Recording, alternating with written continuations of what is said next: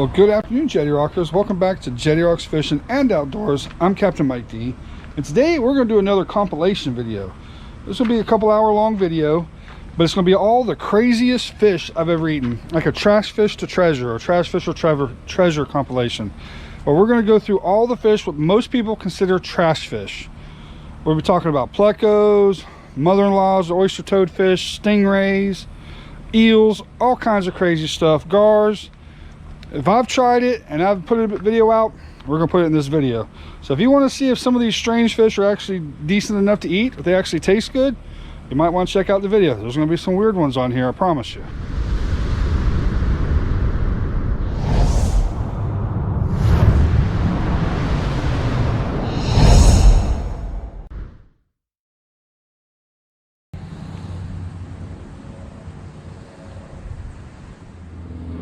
Alright guys, well, I got my big ugly here, my big old stingray. So I'm just going to trace out where I'm going to cut these wings at. I'm going to take these wings off. Just like that. Very slimy fish.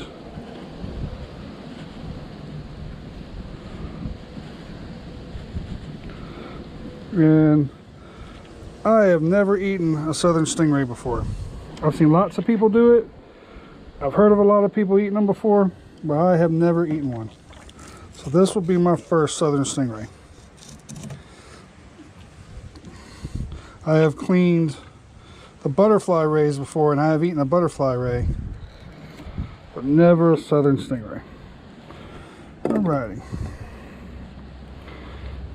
Flip this over. The other side. So I really don't know what I'm doing, to be honest with you, but we're gonna make it work.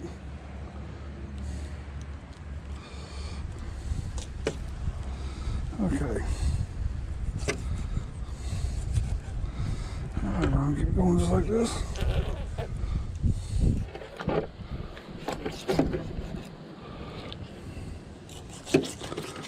All right, we got these wings off. All right, there's one wing.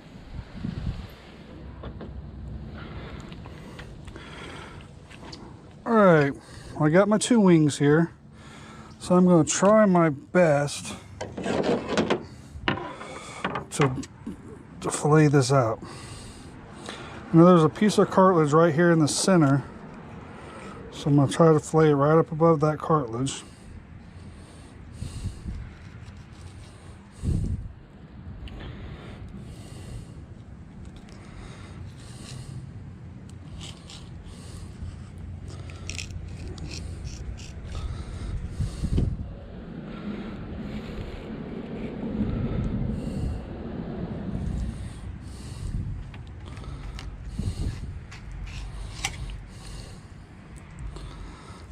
Alright.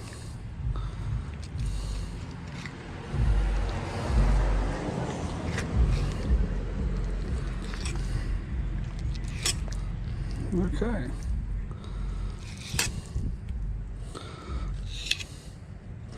You can see right now you don't get a whole lot of meat off the fish for the size of fish that you got.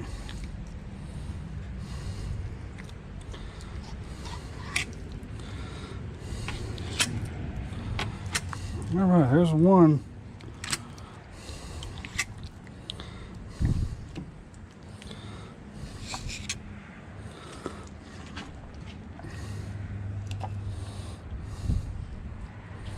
So basically, you just gotta be really patient with this stuff. It's like filleting a booger. To be honest with you, it's like filleting a booger. Alright, well, let's see if we can't skin one of these things.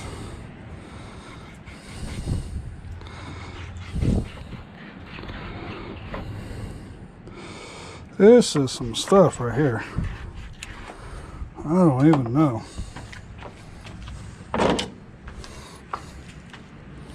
Some weird looking meat. Not a lot of meat for the size of fish either. But there's definitely some weird looking stuff.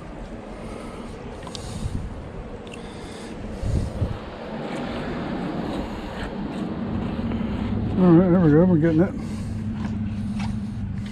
All right. Well, there we go, guys. There is some stingray meat. That's some weird looking stuff. But supposedly, it tastes really good. So I'm gonna get the rest of this skinned out, and then we'll take a look at the finished product. All right, guys. Well, there's our stingray meat. Pretty weird looking stuff, to be honest with you. But you know what? We're gonna give it a shot. We're gonna try it out.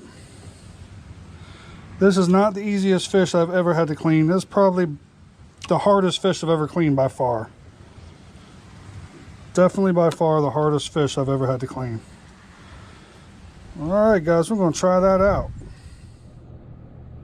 All right, guys, we're in the kitchen. Well, I got my stingray here. This is some strange meat, guys. I mean, strange. So I'm just gonna cut it into little chunks, and we're just gonna fry it. I figured that'd be the easiest way. I'm not gonna get all fancy because I'm not really sure what's gonna go on with this stuff. And I'm gonna cook some other fish for Amber and Summer for dinner because I'm not sure they're gonna eat that. I'm not sure I want to eat it, to be honest with you. I mean, that's some alien looking crap. That is literally the strangest looking meat I have ever seen in my life. I am not even kidding you. Seems to be very bloody. So I don't know. I don't know how I talk myself into doing stuff like this. All right, well, I'm gonna get this all cut up, and then we'll start breading them up.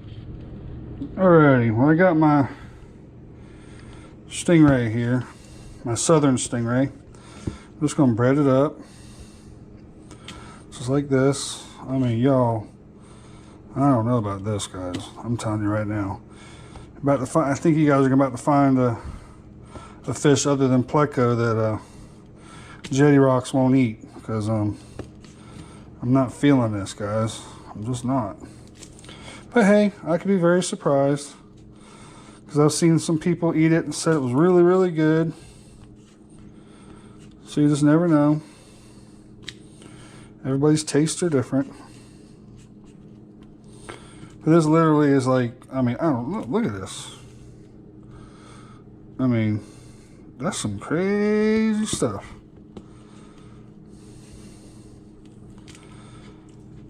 I figured I'd be safe frying it. So I'm gonna get the rest of this breaded, guys, and then we'll get this oil hot, wait for that green light over here, and we'll get this started. Okay, well, we got the green light on, so here we go, guys.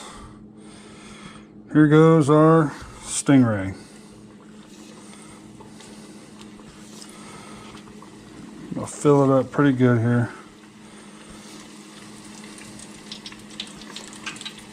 All right. We'll cook these real quick. All right, I have those cooked. We also got some vermilion snapper and some triggerfish for the ladies and for me possibly if I don't like this, if I won't eat it. So we'll let these cook and we'll see what they look like. Alrighty, well, I think the first batch is done. Alright, we'll go ahead and put some salt on these just like we would any other fish. There we go. Alright. Y'all, I'm nervous, man. I'll tell you right now, I am nervous about this one.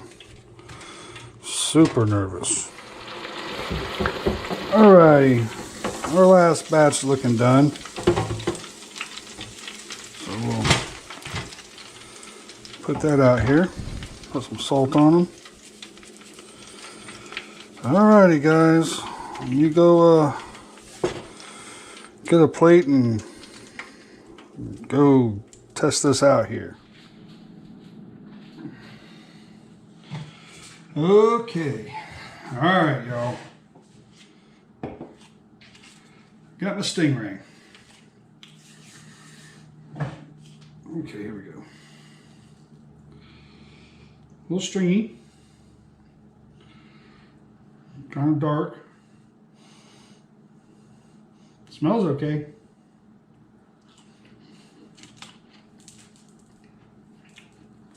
Wow. Wow.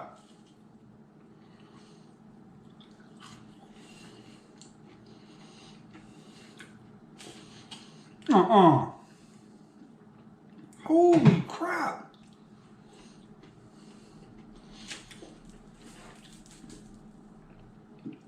Wow. Wow, wow, wow. All right. Have you guys ever eaten at Red Lobster or some of these restaurants and you ordered fried clam strips? That tastes exactly the same. No bull crap. 100% the same. That tastes just like fried clam strips.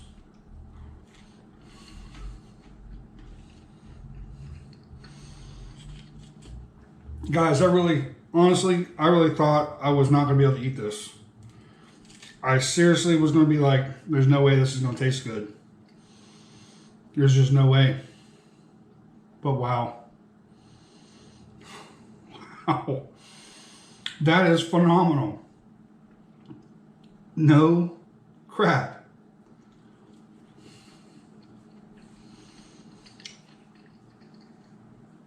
Let me see if I can get Summer come in here and try this and tell you guys her opinion. My mind is blown right now. Blown. All right, guys. Normally I don't get Summer or Amber to come try this stuff because they don't like to eat on camera, but I begged her. I stopped her from playing video games. So take a piece of that and tell me what you think.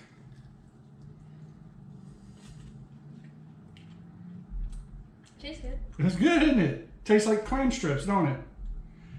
Unbelievable. And she would, I'm telling you right now, if she didn't like it, she'd spit it out. She wouldn't eat it. But you'd eat that, wouldn't you? There you go, guys. Now you can go back and play video games.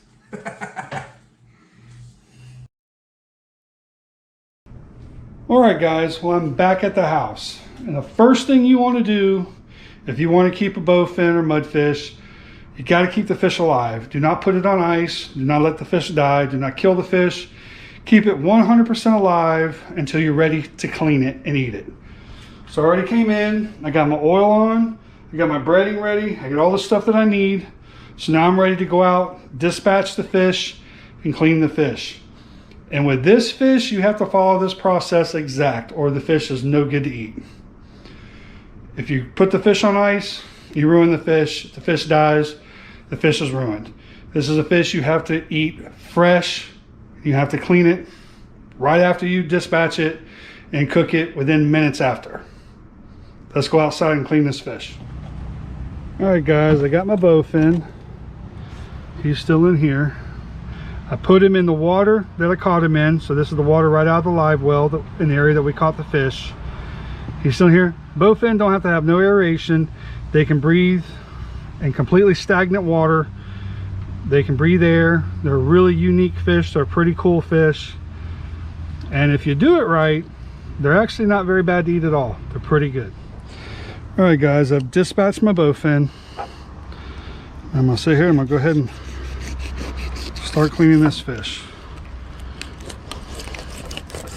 And if bloody things that are bloody bother you, go ahead and turn the video off right now, because this will be bloody because the fish is fresh.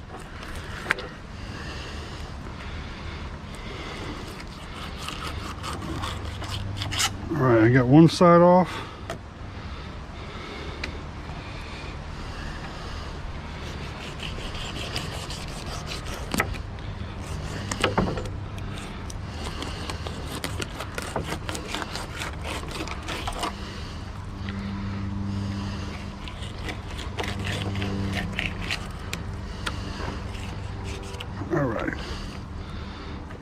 All right, now we're going to skin our bowfin and debone it.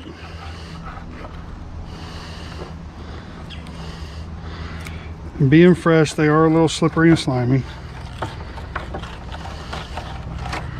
All right, and then we'll take the bones out.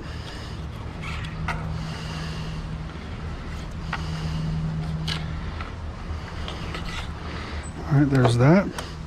So you can see, it's not a bad looking meat at all. Take this one.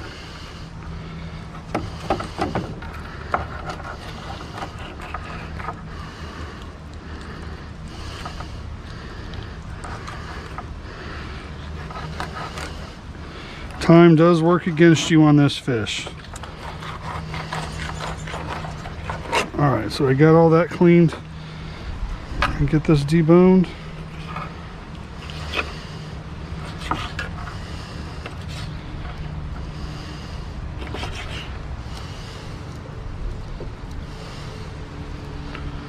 I had some bones right here. Take that off. All right, let's get this fish in the house. All right, guys, you want to give this fish a quick rinse. You don't want to spend too much time on it. All right. All right. Get as much of that blood off as you can. All right. Now you go ahead and cut it up in your chunks. Oil's almost ready. And put it in your house archery, whatever breading you want it to be in.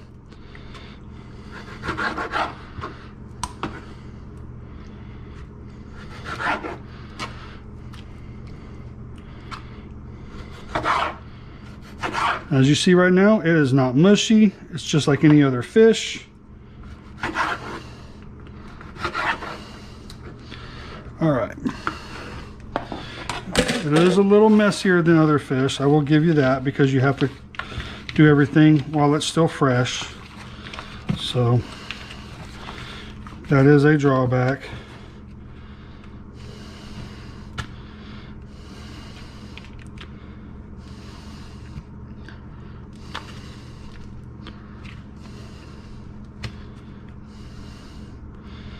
All right, it's looking good.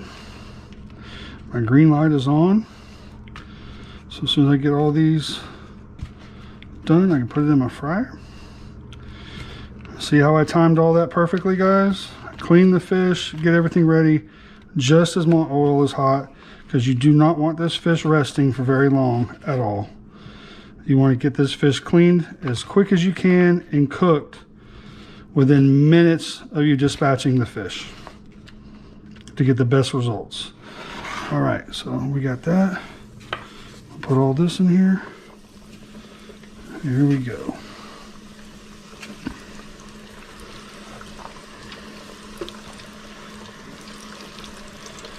And there we go, guys. We are frying some bowfin. Look at that, it's frying up nice, just like any other fish.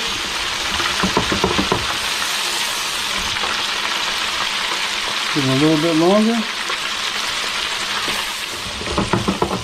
Alright, guys, this takes a couple minutes. I think it's been cooking for like 2 minutes. And then it is done. It's starting to float. There you go. Look at that. Tell me that doesn't look good.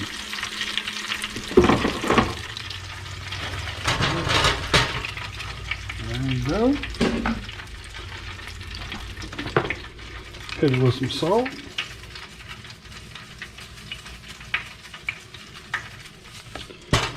All right.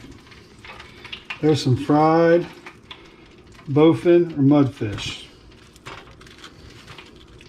Look at that. All right, guys, we got our mudfish, bowfin, chupek, ling, whatever, grindle, whatever you guys prefer to call it, whatever name you guys call it in your area.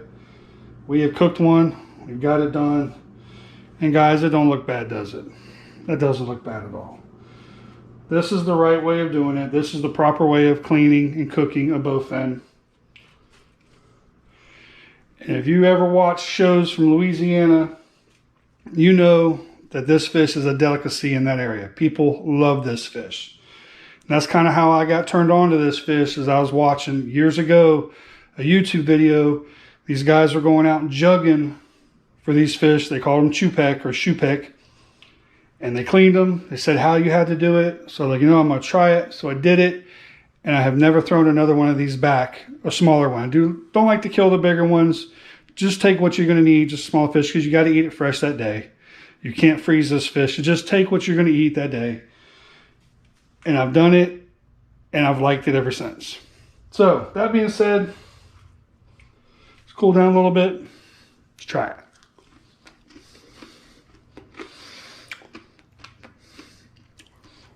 Y'all, that is a good eating fish. I will say this. It is very soft. It is a very soft meat fish. If you do not like soft textured fish, you may not like this. You may not want to try this. Flavor-wise, it's clean. It doesn't taste meaty. It doesn't taste fishy. It's super clean tasting.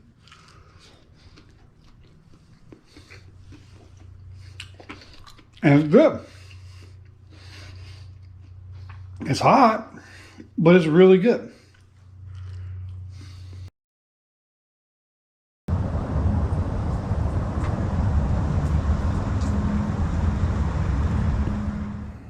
Well, all right, y'all. Here we go. We got oyster toadfish, aka dogfish, aka mother-in-law fish, aka big ugly nasty. These things are gnarly.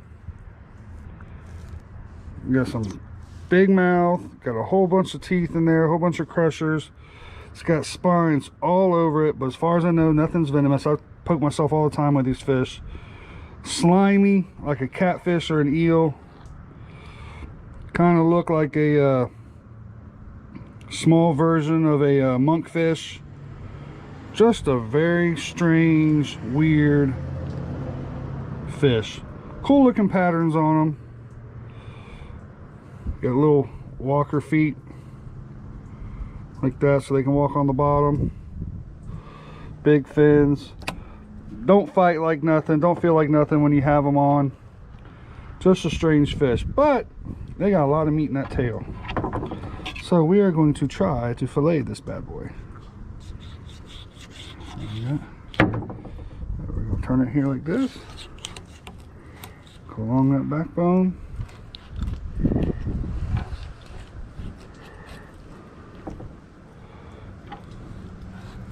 Very tough skin, I tell you that.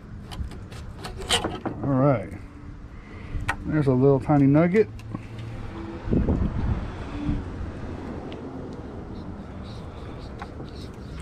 Again. Now, guys, I'm not gonna sit here and tell you this is a fish y'all should catch and clean and do all that stuff. We're just doing this just to see what it tastes like, because I've heard all kinds of stories that it's actually really good. It tastes like monkfish.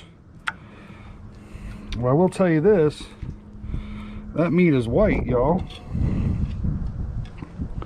So let's sit here and get this off this skin.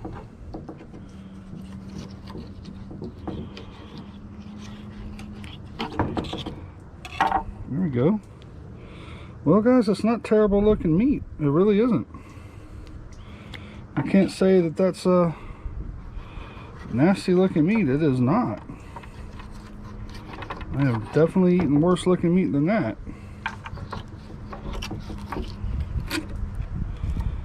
There we go. Well, there we go, y'all. There's our two mother-in-law fillets. Huh. I'm interested in tasting that. I am. Alright, y'all. Well, I decided to take the cheek meat off of it and then the two back little straps on it. So quite honestly, you get a little bit of meat off a small little fish. I got two fillets, two big cheeks. I mean, that's a nice sized little cheek. And then two little back straps. So okay, we're gonna see, guys. That's not a bad yield off a little tiny fish. Well, all right, y'all. I got my oyster toadfish, mother-in-law, whatever you want to call them. Dogfish. I got that right there. And I gotta tell you, the meat does not look bad. It smells really clean. It smells almost shellfish type. So I'm kind of looking forward to seeing how that tastes. I did a catch and cook years ago, and I kind of did a poor man's lobster style on it, and it didn't taste bad, but it was kind of flavorless. It didn't really,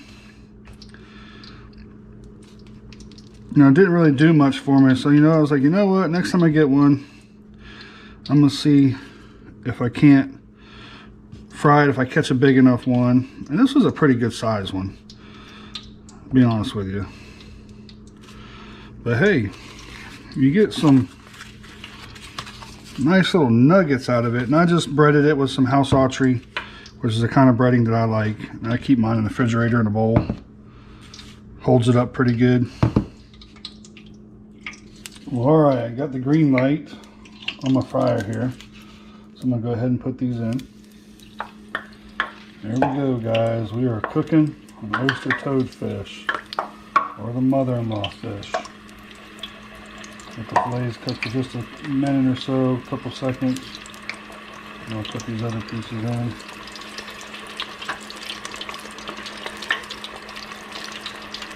Tell you what, we're gonna see. We're gonna see, y'all. Alright, y'all, that looks pretty doggone good. Smells good. Smells kind of like shrimp.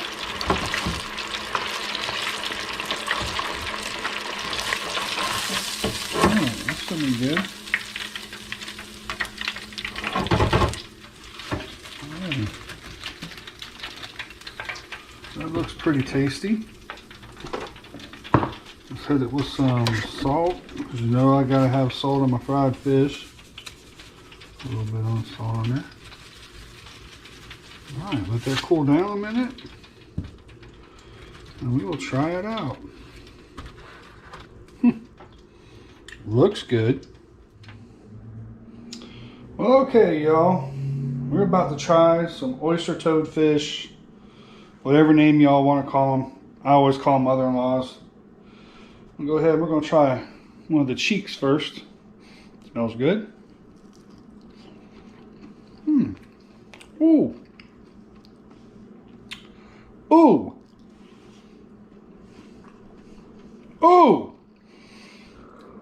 Holy. Look how flaky and white that is. Super hot. Wow.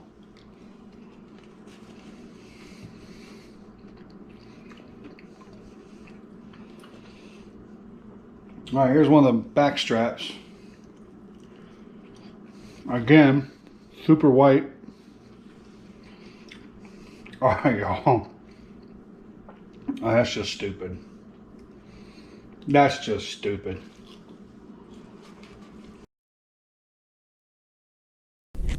All right, guys, here's our puffer, our nice little northern puffer. This is a pretty big one, actually. So I'm gonna show you guys how to clean it. Hopefully I don't mess it up, because if you bust the bile gland inside this fish, you cannot eat this fish. You have to throw it away. Okay, so I go right behind where these fins are, about where the skull ends, and the skin's real tough. So I'll just go ahead and cut through the skin. That's a lot easier said than done.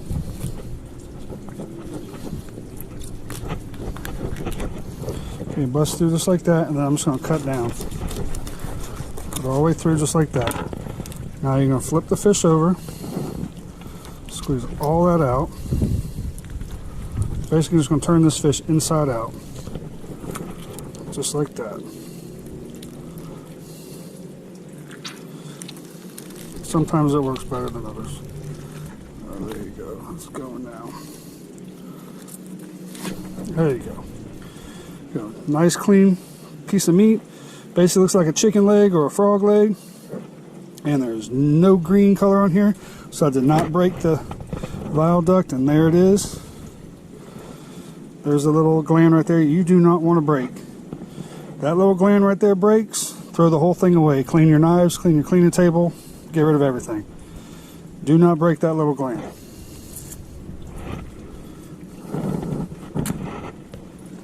So now we'll just clean this up. I take these little flaps off here. Don't really need them.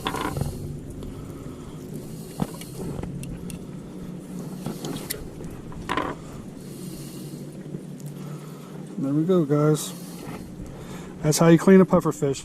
Alright guys, we're in the kitchen. I got my pufferfish that I just cleaned the other day. And I had a buddy of mine bring me 2 more pufferfish he caught the other day fishing in Matanzas, which is in Flagler County, by the way. So he brought me 2 pufferfish. He caught a whole bunch of them. It was nice enough to give me a couple because I was telling him that I was doing a video and only had 1. So I appreciate that, my friend. You know who you are. And I'm going to go ahead and bread these up. Just use my house archery. Just bread the whole fish up just like this.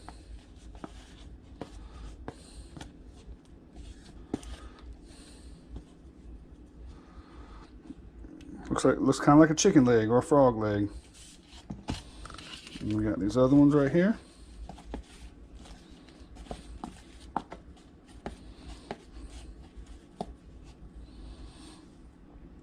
There we go. And one more.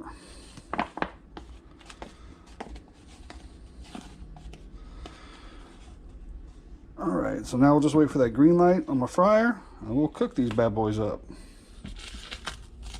There they go, that's pretty good. Alrighty, we got the green light right there on the fryer. So we're gonna go ahead and put these bad boys in here. Our little ocean chicken legs. Deep sea chicken legs, that's what we're gonna call them. There we go. Alright, got those in there. Got the oil at 375 degrees. Cook them for about 3.5 minutes, maybe 4 minutes. So they're nice and golden brown, and they'll look like a chicken leg. Alright, they're looking really good. Nice and golden brown. Looks just like a chicken leg with a fried drumstick. Alright.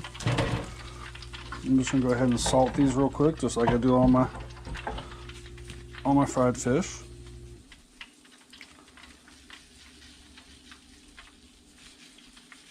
There we go. Alrighty guys, I'll get these plated up and I'll see you guys on the couch. Alrighty guys, so here we are. We got our deep sea drumstick or deep sea chicken leg here. Just gonna pull the fin out. Pull the bottom fin out. Now, pufferfish do not have rib cages, so you don't have to worry about rib cages on a pufferfish. All they have is the backbone. And so here we go. Let's try it out. Look at that, guys. I mean, that, oh, wow. Awesome. I mean, holy cow.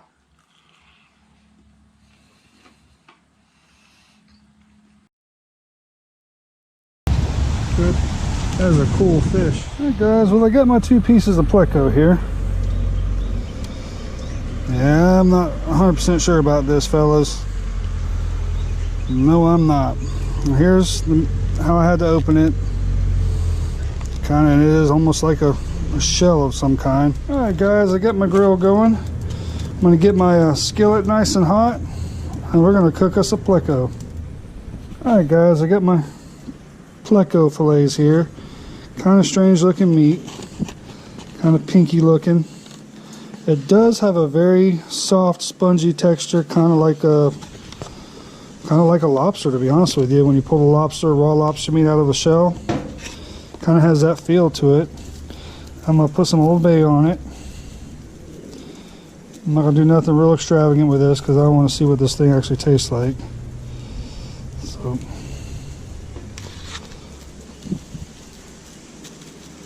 there we go. That's all we're gonna do. And I'm gonna cook it in some butter and lemon juice. Alright guys, my grill is about 350, 375. So I'm gonna go ahead and put some butter in my pan here. Let it start melting. Put quite a bit of butter in there. Alright, we'll let that melt. Alright guys, I'm gonna go ahead and put the fish on.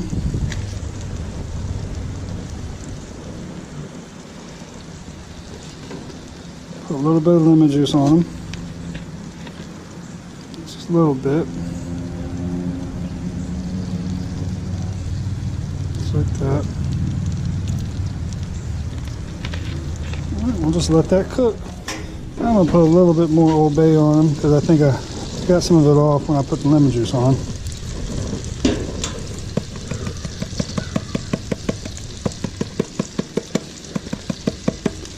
Alrighty.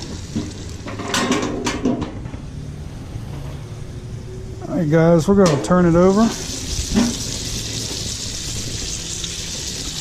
Actually cooking pretty quick.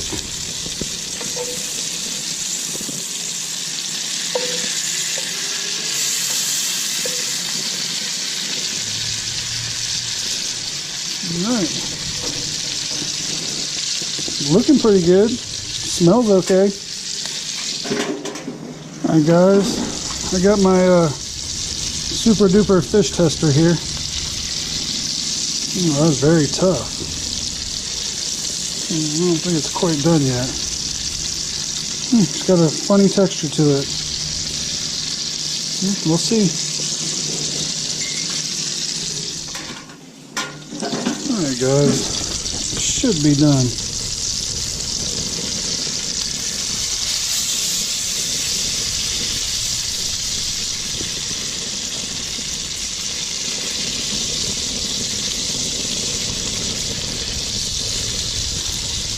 Very, very strange texture. I'm gonna go ahead and say that's done.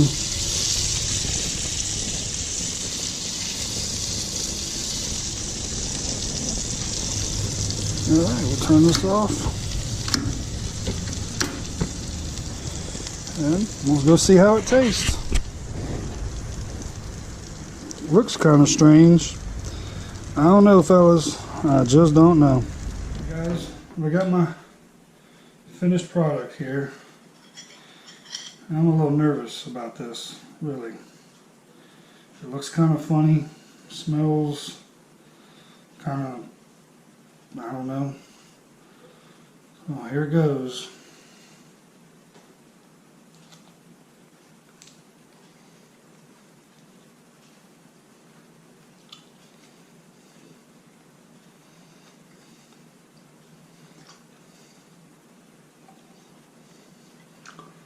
Nope, can't really say I like it.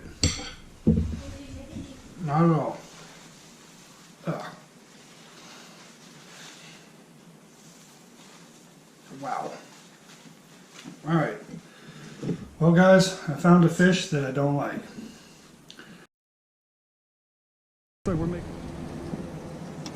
Alright guys, I'm at the cleaning table. I got my Jackals here. Show you real quick how we're going to clean one of these. We're just going to go along right here next to the head, and we're going to make a incision along that backbone. You can feel it. You see where this line is right here? You're going to come on the other side of that line. That's its lateral line. You're going to come on out like this, about like that. And then you're going to run your knife along that backbone, just like that. And basically, we're just going to take this back strap off. Just like this.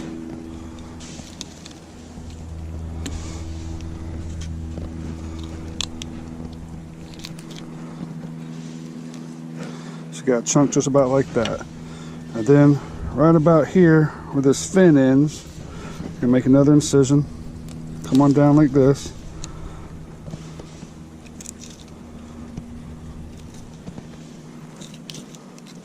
Then up here like this. You get that little piece of meat. Do the same thing on the other side.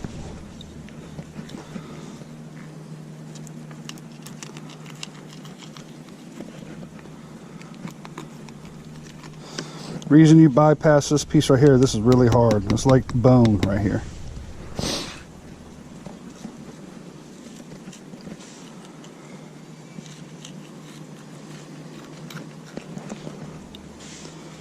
We're going to do something today that you probably have never seen done with Jack Crevalle.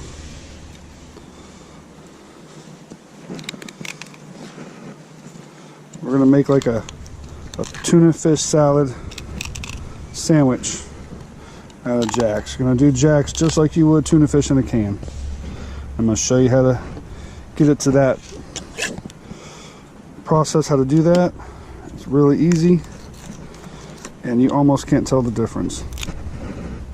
There we go.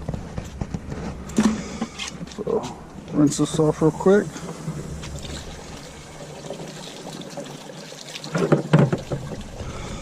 Alright, and now you got your chunks of jack right here, which the skin comes off real easy. Just like that. You're gonna get all this bloodline off.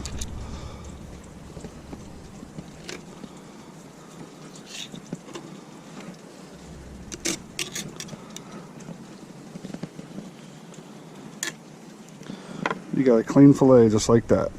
That's what you're looking for.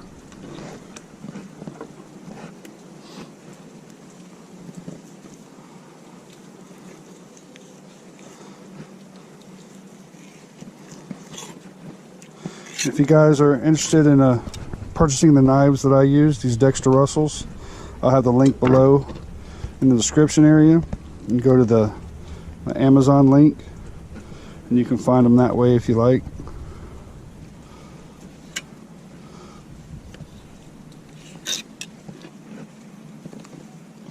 As you can tell, they keep a good sharp edge on them.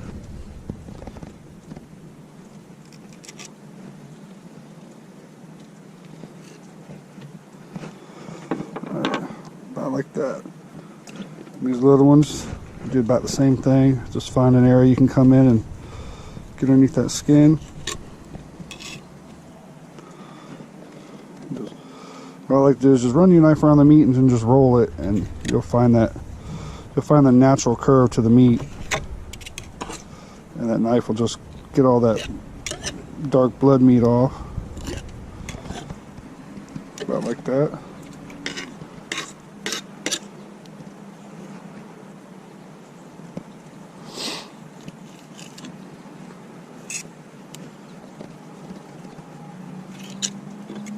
There you go. Alright, well, I'm gonna get these other two cleaned, and I'll see you guys in a minute. Alright guys, I got my 3 Jackal here. Got them all nice and cleaned. This is what you're looking for, a nice clean piece of meat about like that. Be very surprised guys, these things are really good. This is not really a trash fish, even though we're going to call it a trash fish or treasure. They're actually not trash, they're actually really good. Just got to take some care in them, that's all. Alright guys, I'll see y'all in the kitchen. Alright guys, I got my Jackal right here. Get all my pieces nice and clean. Hardly no dark meat at all. So what we're going to do now is I got some water boiling. I got some salt in here, so salted water. Let it come to a boil. I'm going to put my Jackal pieces in there. Let them boil till they're done. And then we're going to take them out. And we're going to put them in another container and put them in the refrigerator overnight. Let them cool off really good. And then tomorrow we'll make the tuna fish salad or the jack salad sandwiches. Alright guys, my water's boiling. So we'll go ahead and set the jacks in here. As you can see, they're going to turn a white color. This is very similar to the same color the tuna is in the can.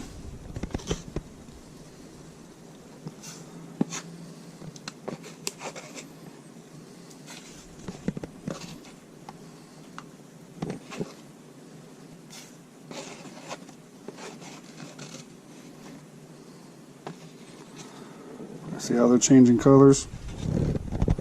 So we'll let these cook, take about 5, 6, 7 minutes, and they'll be done. Guys, well, they're looking good. Almost done. You see how they change that color? That's exactly what you want. Alright guys, this is what you end up with after they've boiled. Took it about 6 minutes. As you notice, they look just like tuna in the can, same color. And you'll notice tomorrow, or you can even do it in a couple hours, as long as they're nice and cool when you're mixing in with the mayonnaise and the other ingredients. You want them to be nice and cool, nice and cold. So I like to set them in overnight in the refrigerator and just make the sandwiches the next day. But you'll notice they flake real nice, just like the tuna in the can. It really looks really similar, and it smells really similar to tuna in the can. So we'll go ahead and cover this up, put this in the refrigerator, and we'll make some sandwiches tomorrow. Alright guys, we're in the kitchen now. We're ready. Our Jackal's been sitting overnight in the refrigerator. That's what it looks like. So we have our jacks. I have 1 yellow onion, about 4 small dill pickles cut up, some mayonnaise, mustard, salt, and pepper. There's all kinds of variations how to make tuna fish salad, so you guys can use your favorite way. Just substitute the jack for the tuna fish. So we're just going to cut these up, break it apart, see how easy. I mean, these things just flake really good.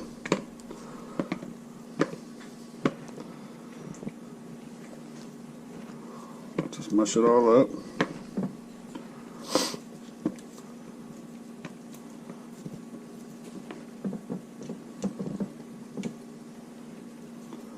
Alright, we're just going to take our fork and we're just going to mash it all up the best we can.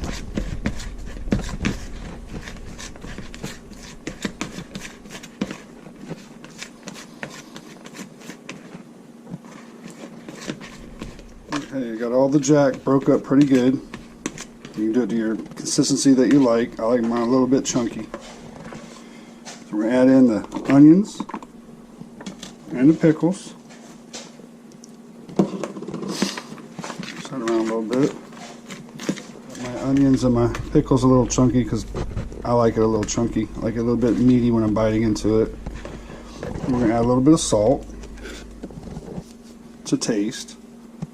Just a little bit. Some black pepper.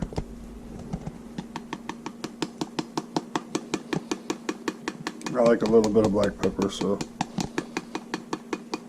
about like that. Mix that all around.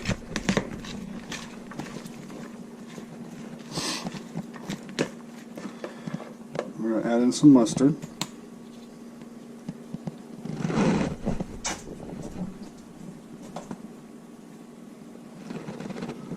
I like to put in a nice little dollop.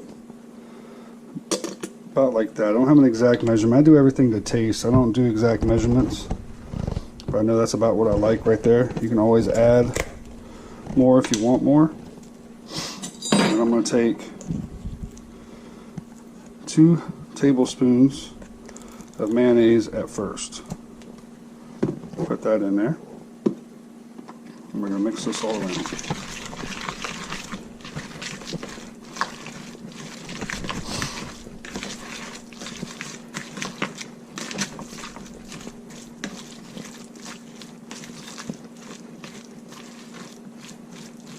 Okay, we'll add a little bit more.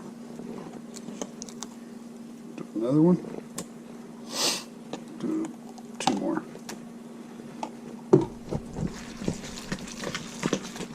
That looks about the way I like it right there.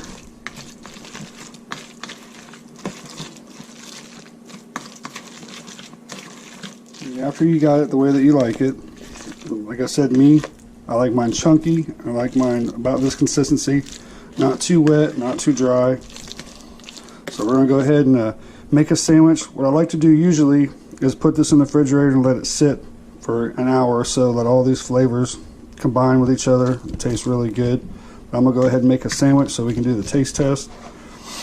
And then I'll probably make one later. Alright guys, I got my hoagie roll here. Go ahead and just load it up.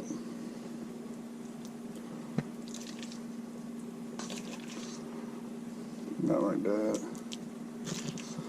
Oh yeah. About like that, guys. Now I also like to put a romaine lettuce leaf in there also, but I didn't have romaine lettuce today and I didn't feel like going to the store, so this is what we got. Alright guys, I got my sandwich here. A nice little hoagie roll of a Jack Crevel salad sandwich. You heard the term here. We're going to coin it right now. Jack Crevel salad sandwiches. These things are good, man.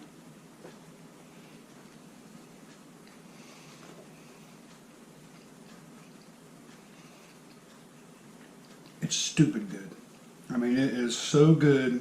I do not understand why more people don't eat Jacks. I don't get it.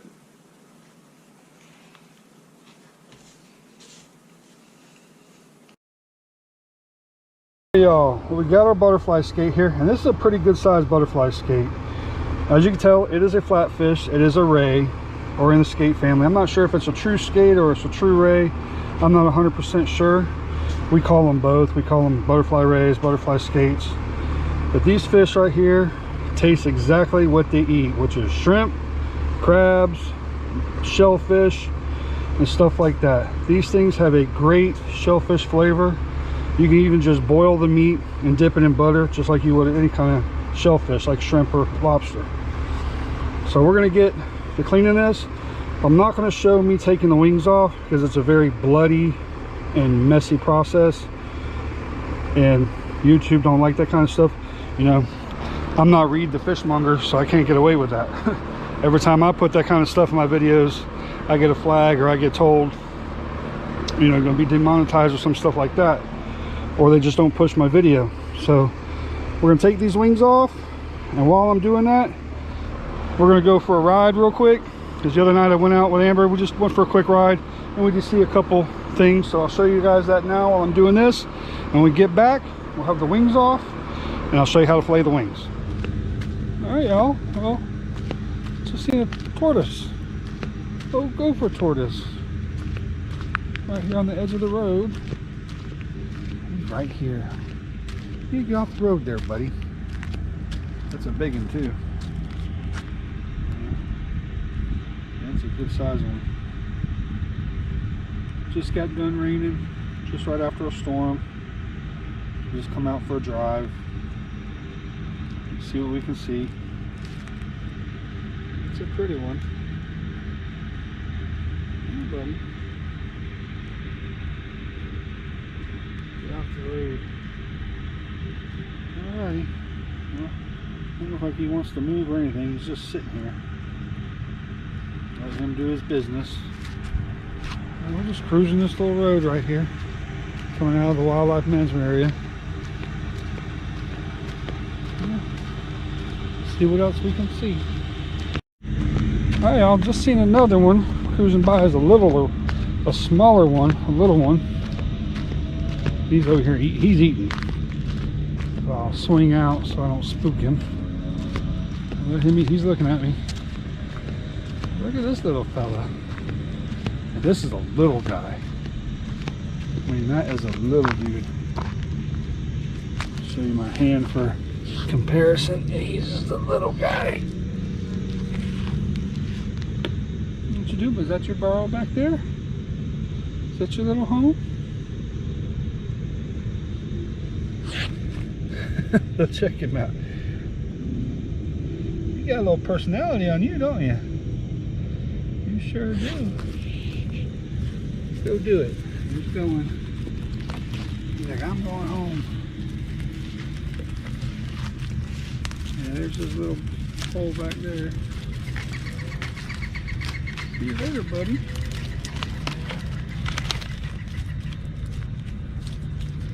You ain't playing games with me. Alright, y'all, we're back and we got the wings off. As you see, these things are very, very meaty. You do have a top side of the wing and you have a bottom side. Just kind of like a flounder, you have a top side and a bottom side. And in the middle is a piece of cartilage. So basically you're going to fillet off both sides of that. You do get more meat off the top side. And I do have had some friends that back in the day, they would only take the meat off the top side and didn't worry about the bottom side. But I try to take the meat off the bottom side because I try to utilize most of the fish as I can. And with the body part, that's going to be shark bait. So I'm going to use all that. And one of the tips I'll tell you when it comes to cleaning any kind of ray, which I really don't like stingray, so I don't do much of them, but these here is a different story. Put them in the cooler with ice them overnight. It helps with the slime. So there's not much slime on these right now. If you don't put them on ice overnight, these things are so slippery you can't hold on to them. So what we're going to do is we're going to get on top of this cartilage and just start filleting it. That's it. It's pretty easy.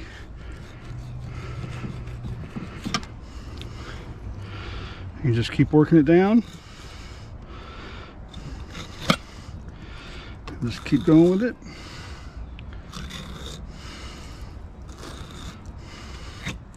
And you'll notice the meat's kind of weird looking. It almost looks like feathers, like bird feathers kind of, or stringy like crab meat.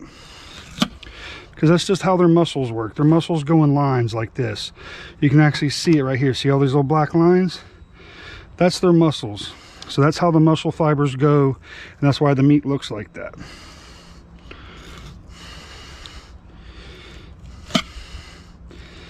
All right, we're just gonna keep working this out.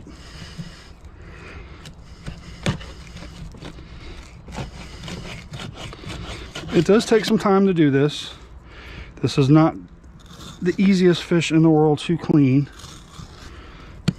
but I promise you, if you take the time and you do it, it is 100% worth it. I got the meat off. You can see there's this hard cartilage right here. I just flayed it off the cartilage, and I'm gonna try to get the other side off.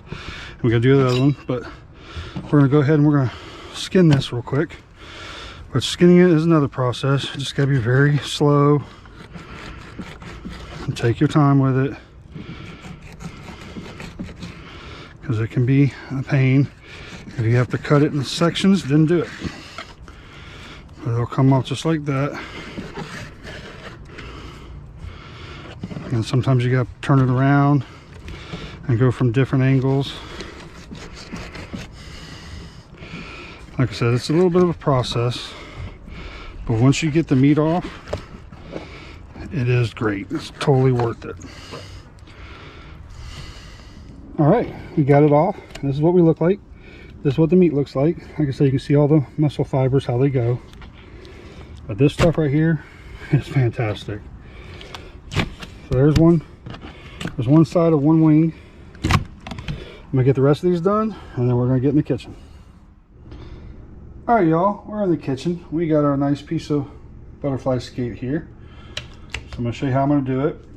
We're gonna be needing some butter, a little bit of sesame oil, some lemon juice, and we're going to try the Daddle Hook Ya. I've already tried this stuff, is awesome. We're going to use the Daddle Hook Ya blackened seasoning.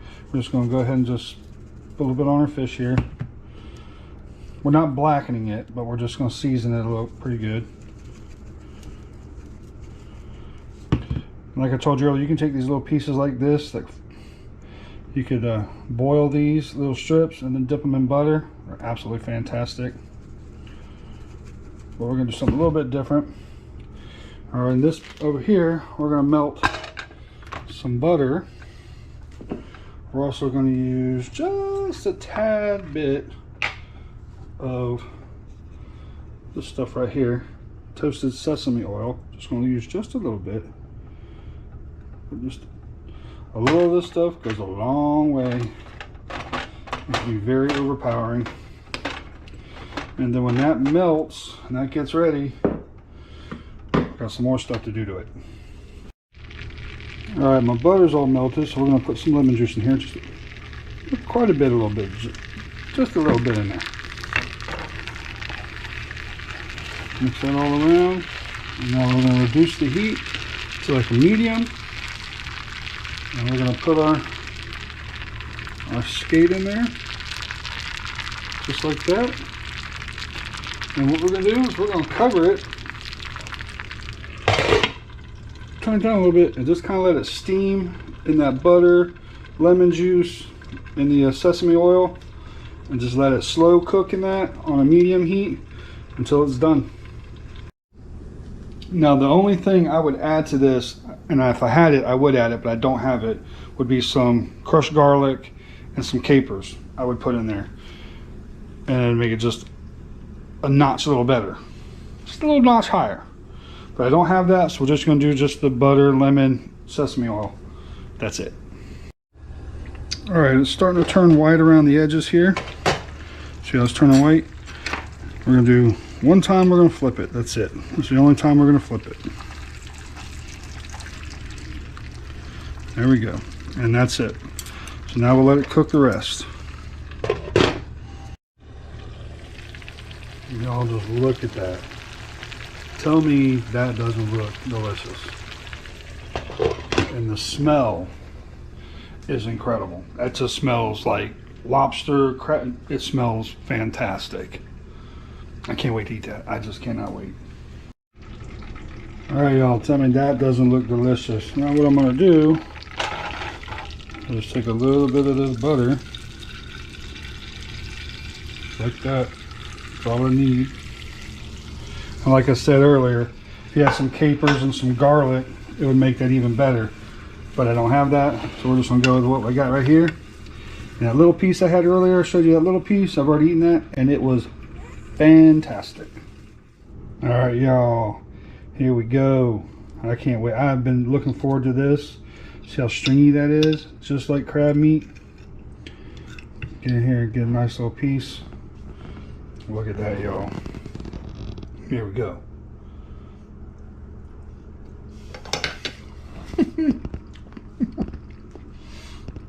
Y'all, if you didn't know what you were eating, you would think you were eating crab meat.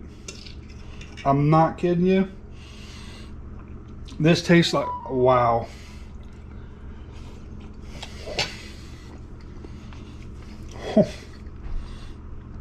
Y'all, that is fan-freaking-tastic. Fantastic.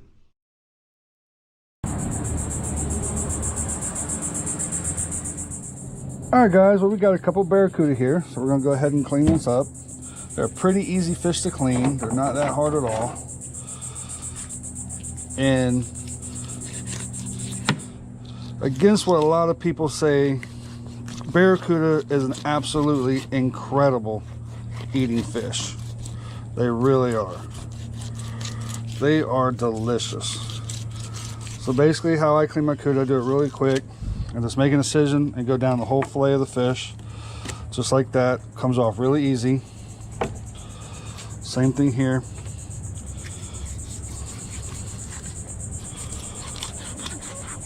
You'll notice right up here by their head, same thing with king mackerel. They got these little bony things like this.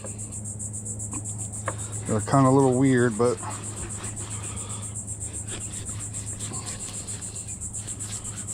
all right.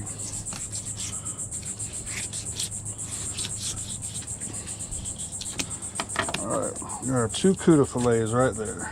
We'll discard that. All right, got two really nice barracuda fillets. As you can notice, they got some really nice looking meat. I'll go right here. One down the skin. Actually, get my skin and knife. Oh. Just got done cleaning some sharks, so my knives are a little dull. There we go. And I'm going to leave a little bit of the meat on the skin so I can get away from a little bit of that dark meat. Just like that. You see it left most of that bloodline on the skin. I got a really clean fillet here. And so come through and get these bones out. It's belly meat. Just like that.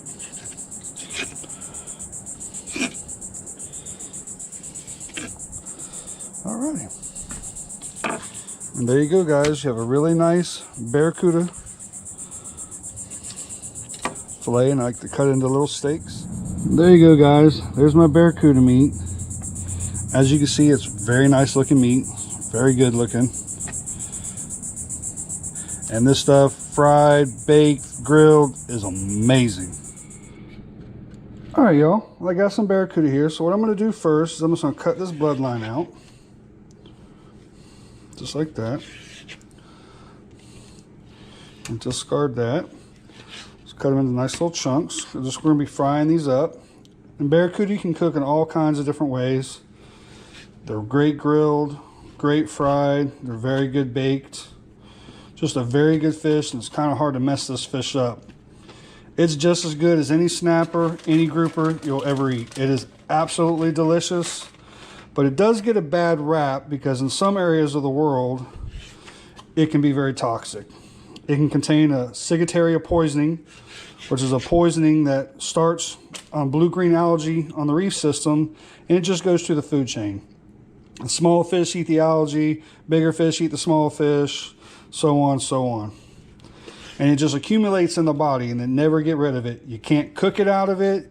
You can't, there's no test to see if the fish has it or not.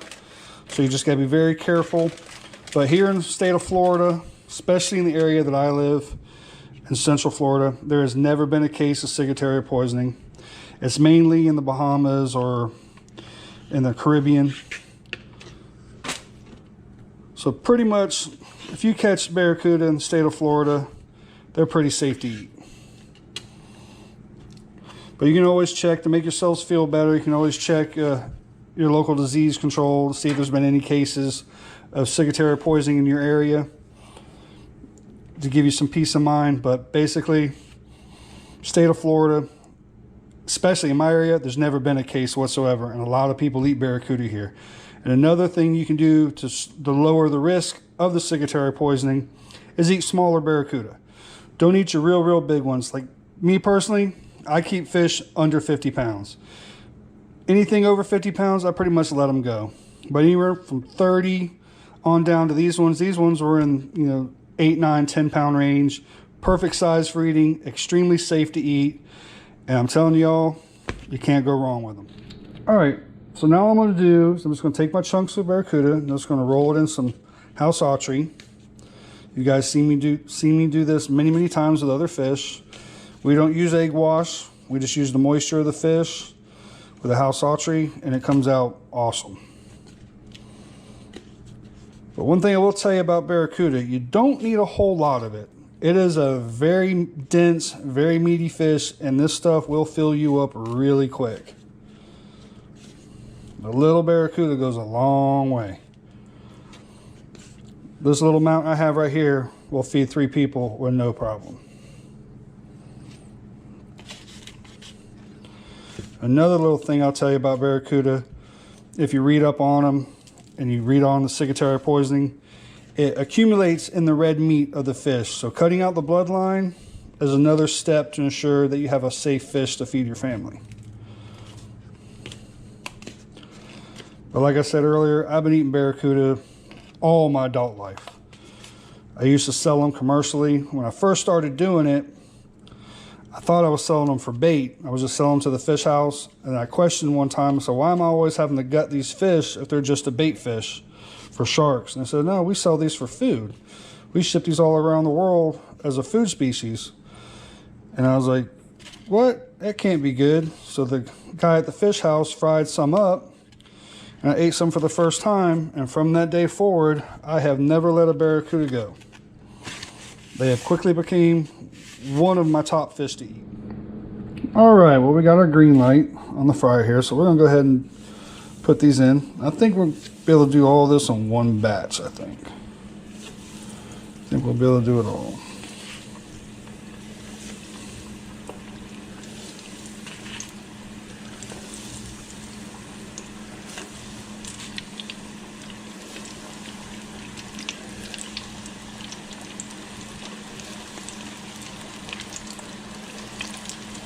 Alrighty. All right, well, we'll let these cook. And this is going to be excellent. Alrighty. They are looking awesome. A couple more minutes and they should be done. Alrighty. They look awesome. Those are done. Alright. Put those down there. Now I'm just going to hit them with some salt.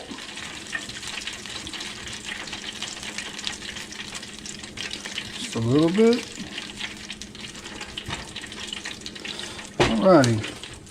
I'm going to take a couple of these and I'm going to do a little taste test real quick. Awesome. Alrighty. I got my barracuda. I'm just going to do a real quick taste test. But I got some french fries cooking. Then I'm going to have the ladies come join me and we're going to eat dinner. So I don't ever really eat dinner without them. These are just little taste tests. I've had a couple of people make comments, why am I eating without Amber and Summer? They don't like to be on camera. They don't like to eat on camera. So I just do a quick taste test and then we eat dinner afterwards. But here is some barracuda. As you can see how flaky and white that meat is. I mean, that is some seriously cool looking stuff right there. That is some flaky white meat.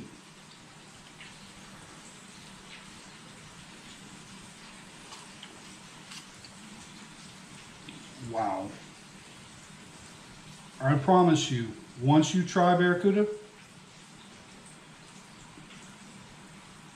you will never let another one go, ever. And I don't care who you are. I don't care how picky you are on fish. I don't care how some people, they only eat white flaky fish. They only eat certain fish. Try this and you will be hooked.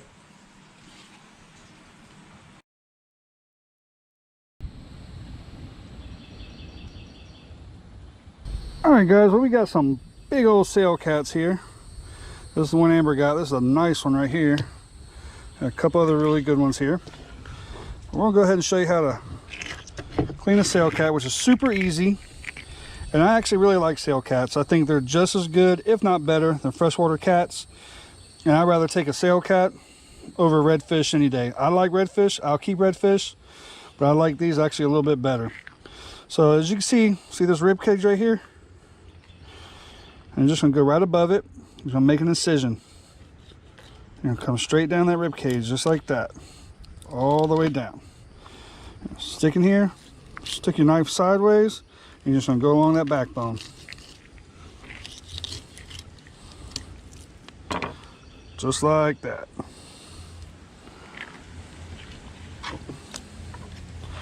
Same thing over here. Just along that rib cage right there. My knife's getting dull. I cleaned some sharks the other day. Turn it sideways. Just go along that backbone.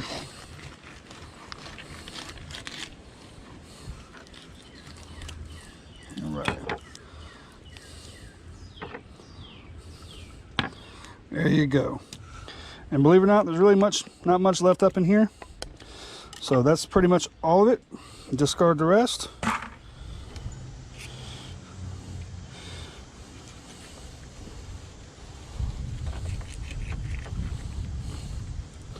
Try to leave as much of that red meat on that skin as you can.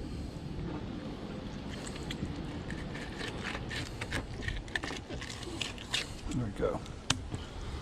That's perfect. That's exactly what you want to see. Just like that.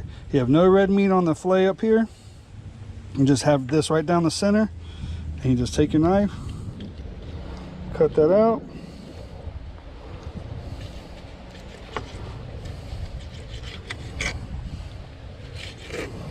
You have a nice clean piece of meat, just like that. And that right there is better than any redfish you could give me. That is really good.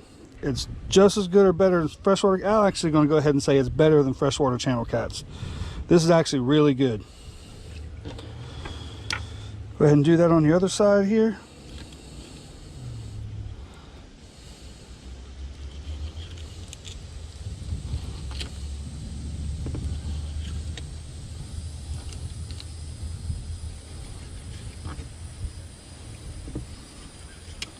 Just take your time with it, guys, and get a really nice, good piece of meat. There you go, guys. Beautiful. All right, guys, we'll go ahead and see you in the kitchen. All right, guys, we're in the kitchen. I got my sail cat fillets here. And what I'm going to do is just going to cut them into little chunks. I'm going to try to get as much of this red meat off as I can, because that is what makes catfish taste bad, or any fish for that matter. Is that bloodline. So that's a pretty good clean piece right there. Clean this one up a little bit. It cleans up pretty good, guys, pretty easy. Just got to take a little time with it. And that's it. Pretty good. And what I do with all these little pieces here is I feed my little stray cats that I have around the house. I feed them that. So I'm going to get all these cut up right here, guys, and then we'll start breading them up. They look good. Alright, guys, well, I got all my fish ready. You guys got to admit, that meat looks really good, y'all. And it is absolutely outstanding. So what we got here, have a bowl of my favorite fish breading, which is House Autry seafood breading mix. I absolutely love this stuff. You've seen it in a lot of my videos. Absolutely love it. And what we're going to do, guys, we're just going to do some simple southern style fried catfish. And sail cat is excellent, guys. Absolutely phenomenal. So what we're going to do, we're just going to bread them just like this. Super easy. And then I'm going to heat my oil up to 375 degrees. Wait for my green light to come on. And we'll be able to fry some fish. And this stuff is awesome. I mean, people say that sail cat's no good. They haven't done it right. That's all I got to say on that. Because if you do this right, it is outstanding. They are actually a really good eating fish. They're a fun fighting fish. Now, I don't go out and actually target sail cats, but if I catch them, I'm happy.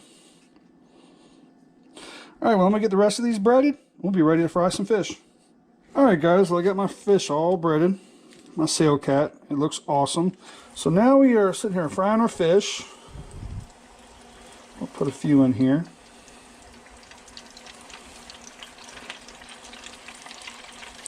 As you can see, as it sits for a little bit, it gets really sticky, but that is exactly what you want. That makes it really, really crispy.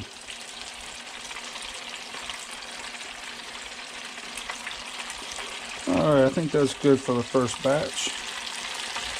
Alright. Alright, let's let those cook. Alrighty, our first batch is looking awesome. Matter of fact, I think they're done. They're nice and golden brown. So we'll put those over here on some paper towel. And we'll get our second batch going. Alrighty. And I cook my fish at 375 degrees. And it takes about, putting about 10 or 12 in there, it takes about 3-4 minutes, 5 minutes up tops to have them done. And they turn out really good, guys. I'm going to go ahead and put all of these in here. All of them. There we go. While that batch is cooking, I'm going to go ahead and put some sea salt on my fish. And salt them right when they come out of the fryer. And it's awesome. The adheres to the fish is incredible. And they are nice and crispy. Man, I cannot wait to eat these at all. Alright, well, the last batch is out. And I got some onion rings in here cooking now. So I'm going to go ahead and get this plated up. And I will see you guys on the couch. Alright, guys. Well, my onion rings are still cooking. So I'm just going to go ahead and eat the fish here. Here's my sail cat. So you guys will look at that. Look at that, guys. Woo-wee.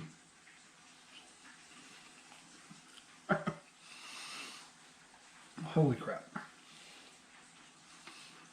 I'm telling y'all, seriously, no bull crap, guys. If you do this right, if you take all the bloodline out of this catfish, it is as good, if not better, than freshwater catfish. And it is, in my opinion, one of your better fish. It really is.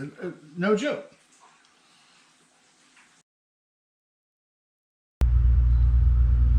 Alright, guys, I got my 2 lizard fish here. We're going to clean them up and see what they're all about. A little makeshift table I got here right at the side of my house. And we'll see what happens. Alright, guys, let's see what we got here. Alright, let's see what this fish is all about here. Kind of a weird fish to clean. Alright, well, that fillet came off pretty good. Try here. Alright, that fillet came off pretty good too. Not bad, y'all. Alright, guys, well, we're gonna skin this bad boy real quick. We got dogs barking in the background. Alright. Got some bad bones right there. That's not too bad. And I got some workers over here as well. Yeah, that's a nice little fillet right there, y'all. Not bad at all. Little bones down here. This thing's really bony, y'all. And we're gonna see. We'll see what it's all about. There's a fillet. Alright, y'all. There is my lizardfish fillets. They look pretty. They look nice. They smell nice. But I'm going to tell you, they're extremely mushy. That is a very mushy fillet. And they're extremely bony. So I'm just going to do them in the house archery real quick. We'll see how it goes. But as bony as it is, I don't think it's even going to be edible, to be honest with you. On the flip side though, lizardfish is great bait. They're great chunk baits for snapper, they're great chunk baits for grouper, they're good bait hole for grouper. So you can always do that with a lizardfish. I've never tried them for sharks, but I imagine a chunk lizardfish would be okay for some shark. Alright, well, I got these breaded. As soon as my oil is ready, we'll put those in the fryer, y'all. Alright, y'all, we got that green light on, so we're going to drop these lizard fish fillets in here.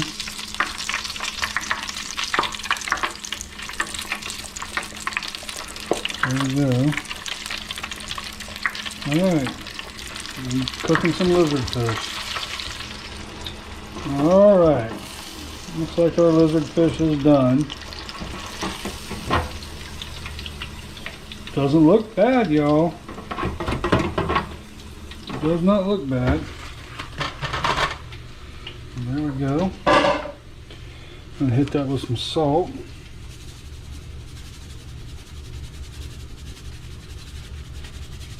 There we go. Alright. There's some lizard fish. Alright, y'all. We got some lizard fish right here. Go ahead and break me off a piece right here. Still very, very hot. But I can already see some Y bones in it. It actually smells really good. Wow. Ain't nothing but bones, y'all. A lot of bones. Alright, let's try that again. Try a tail piece. Don't look that bony.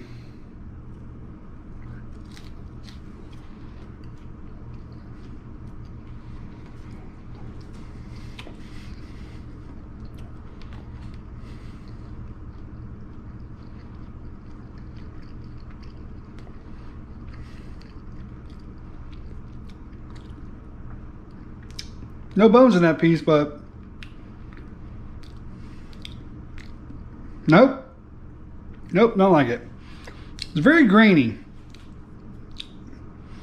I don't even know how to explain it. It's very grainy, and it's got a strange aftertaste. Nope, that's a no-go for me. I don't like lizardfish. Nope. Well, y'all, we're about to clean something we have never cleaned before. We're going to clean and try an eel. I eat a lot of sushi, and in sushi you have a lot of sushi with eel, barbecued eel, and this is the species that they use, the American green eel. So we're going to try it. Never filleted one before. We're going to fillet it, I'm going to skin it, and we're going to try it deep fried. I'm not going to grill them. We're gonna try it fried, see what they taste like. But this ought to be interesting. Alright, y'all, I have never cleaned an eel before, so if I'm doing it wrong, let me know in the comment section. But I've never cleaned one of these things, and we're just gonna try it. It's a little interesting.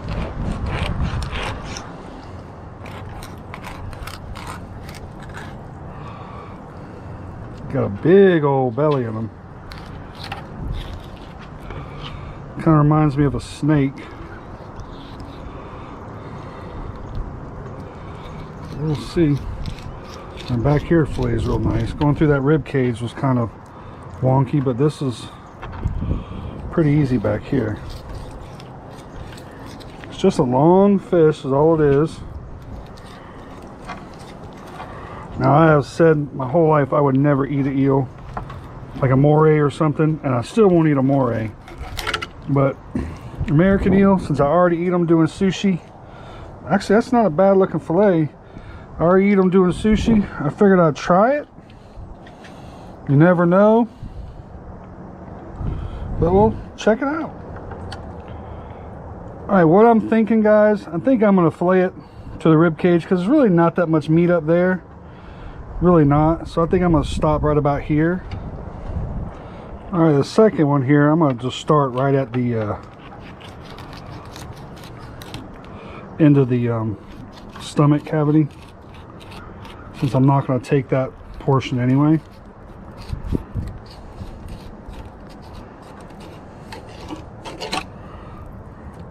Yeah, that comes out a lot better. All right, that's how I'll do it from now on. If I ever do this again, if I ever keep another one, that's how I'm going to do it. We'll see. I mean, I ate the mother-in-law, the oyster toadfish, and I was super shocked at how good that was. So, you know, I figured I'd try this out. And look at that. That is some really white meat. I mean, that does not look bad. It really doesn't.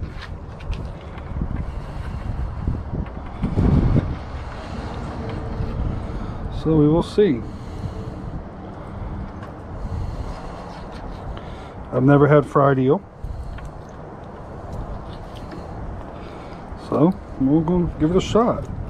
If I can ever get a hold of this skin.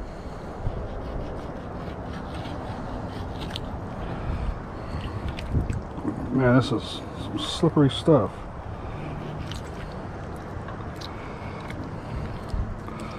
If I could get a hold of it, it'd be so much easier. There we go.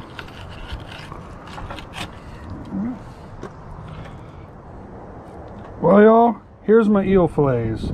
I messed up the first one a little bit, but we're gonna cut them into little chunks anyhow. About like that. Interesting looking stuff, to be honest with you. So we'll see how it tastes. I don't really think it's going to taste all that bad, to be honest with you. So we will definitely see. Be some nice little nuggets to try out. Hopefully it's not too fishy tasting.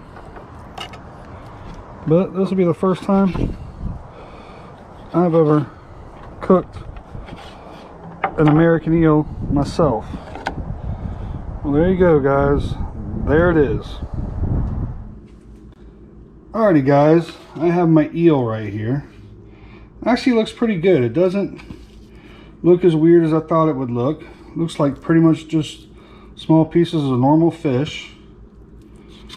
So we're going to bread it up here with our house autry, just like this. And then when my oil gets to temperature, when I get that green light on, we will fry it up and do a taste test. Let's see what it's like. I'm kind of anxious to really try this. I've never had eel fried like this. I have had it in sushi restaurants, the barbecued eel, which I really like. It's actually one of my favorite kinds of sushi. But we will see what this tastes like. My buddy Terry says I'm gonna like it. He says it's pretty good, so it looks good. So let's see how it goes, y'all. Alright, we got that green light on. We got our eel here. Also did some crappie, some catfish, but that's going to be in a different video. That's in a crappie catch and cook video. Just in case this eel isn't no good. But I think it will be. So we'll put these bad boys in here. And we'll see what happens here. There we go. Alright, we got the eel all in there. I'll frying that real good. Smells good anyway. Let's see what happens.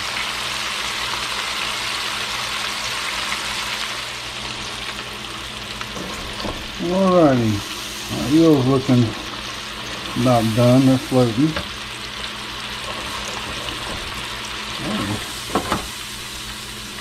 Looks pretty good. Let's try them out. There we go. I'm going to hit them with some salt. A little bit of salt.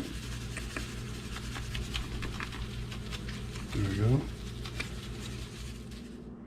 Well, alright, y'all. Here's our eel. Smells pretty good. Here we go.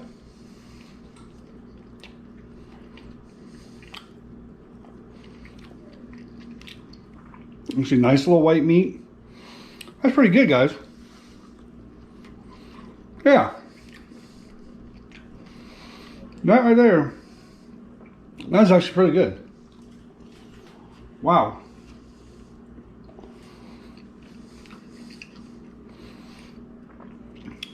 I'm actually not that shocked. It really looked like it was going to be good. Yeah. Well, you guys ever catch an eel, a freshwater eel, give it a shot. It's really not bad. It's a little weird to clean. Well, that's just as good as any freshwater fish I've ever eaten. Not a bad fish at all. They're really bony. There's a certain way you got to clean them, but actually fairly good tasting fish. All right, ladyfish. All right, guys, I got my 2 ladyfish here, so I'm gonna go ahead and fillet them. I'm not gonna show that process because pretty much you know how to fillet a fish. Just gonna take the fillets off real quick, and then we'll start scraping the meat off with a spoon. All right, guys, so I got my 4 ladyfish fillets.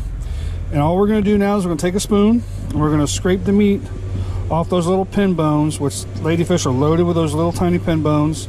And you have to do it from the tail forward, and now lay them all down real nice. So check this out, guys. Just like that. You're going to get your meat just like that. Take your other spoon, push it off. Put a little bit of pressure down. Get all that meat off, guys.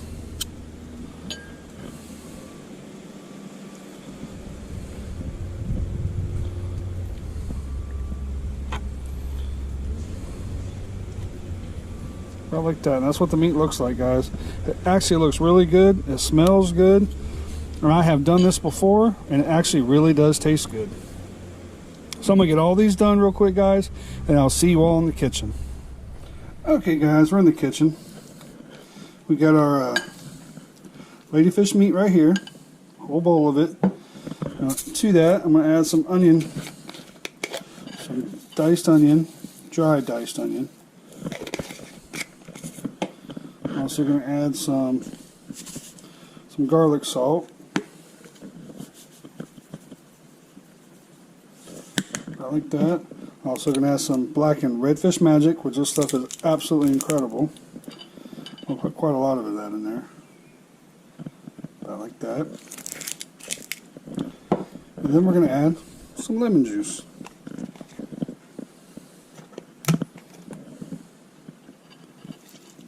About like that. Actually a little more than I wanted to put in there, but that'll work. Alright, guys, so what we're going to do is we're going to take a little spoonful here. And we're going to push it into our little breading right here. I'm just going to make a little nugget. About like that. And that's all you really got to do. Nice little nugget. And it sticks together on its own pretty doggone good. Push that in there. Pat it around. There you go. Nice little patty, nice little nugget. Alright, well, I'm going to get the rest of these made. Alright guys, I got my patties all made. I got 11 patties, and generally 2 ladyfish, decent sized ladyfish, make anywhere from 8 to 12 patties. And we got 11. So I got my green light on over here. I'm going to go ahead and put these in. So I got a shadow on right here.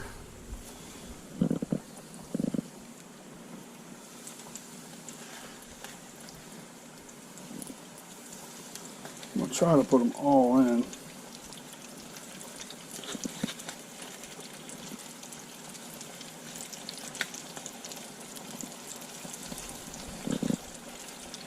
And they do cook pretty quick.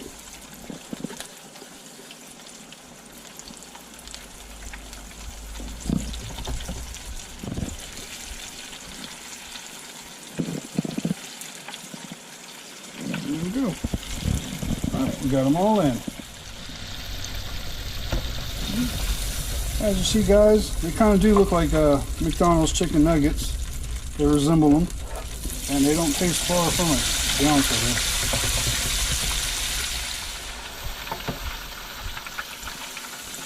Alright guys, they're all done. There we go. If you guys didn't know these were ladyfish, you would think they were McDonald's chicken nuggets. Look at that guys, they look absolutely delicious and they smell absolutely amazing. Alright guys, I'm going to open one up for you. There you go, see inside? Don't look much different than a chicken nugget. Yeah, man, I'm tell you what, these things are awesome. They really are. I no longer consider ladyfish a trash fish. These make a good snack. Make a good dinner if you want to make a dinner out of them. They're really good. So let's get these plated up, and I'll see you guys on the couch. Okay, guys, I got my ladyfish nuggets here, and we're going to use some sriracha ketchup. This stuff is awesome. If you guys have never tried this stuff, it is the bomb. Alrighty. Here we go.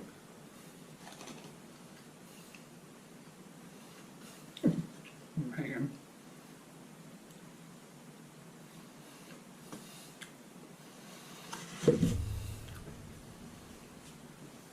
Y'all, you gotta try this. This is awesome. I mean, seriously, no joke, all bull crap aside, that is very good.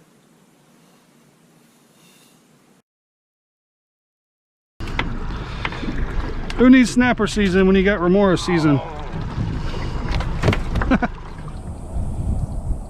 Well, alright guys, I'm back in. I got my 2 remora. And here's the little mechanism that they use to suck on the bottom of sharks, rays, turtles, whatever. This allows them to suck to the bottom of whatever and just get a free ride. Then they just eat whatever they can eat, whatever scraps are left over.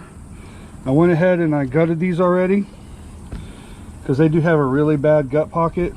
It makes a mess when you fillet it. It's always like, if I'm going to keep them and I'm going to eat them, I like to gut them before I fillet them, so all that stuff don't get on the meat. But we're going to go ahead and clean these up. You don't get a ton of meat off these fish for as long as they are, for as big as they are, but the meat is not bad. It's not bad at all. Alright, let's go ahead and fillet one of these bad boys. Just go here right behind the head where the rib cage is. Just go along that backbone.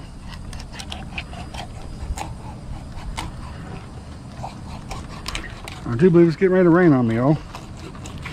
Hopefully I can do this before the rain gets me. And there you go. There's a fillet. So I'll go ahead and their blood is a little dark. So there's the fillet. And go ahead and get the skin off of it. I'm trying to rush now because of the rain. There we go. Just come back through here. Get around that rib cage. Just like that. And then right there. And there you go, y'all. There is a remora fillet. Like I said, not a lot of meat off of them, but it is not bad eating. I mean, if you got more meat off of them, I probably would keep these a lot, to be honest with you. The only reason I don't is because of the yield. We'll skin this real quick. It's not raining that bad, so I'll do a little bit better job on this one. There we go. Come right behind that rib. There you go. You can feel how they lay in there. There we go. And there's a remora fillet. There you go, guys. There's our remora meat. As you can see, it's not a bad looking meat. Not a bad looking meat at all. You just don't get a lot of it off these fish. You just don't. And I do have these little bones that come down here, so you got to take those out as well when you get ready to cook them. It stops about right there. So all that take out, I'll do that as I'm preparing them to fry them up. But there you go, y'all. Remora. Well, alright guys, we're in the kitchen. I've cut all the pin bones out of my fillets, and I've cut them up in little chunks. I left a lot of the dark meat on there because you cut all the dark meat out, you're not left with very much at all. But this dark meat doesn't really taste that bad at all. It's kind of a mild tasting fish.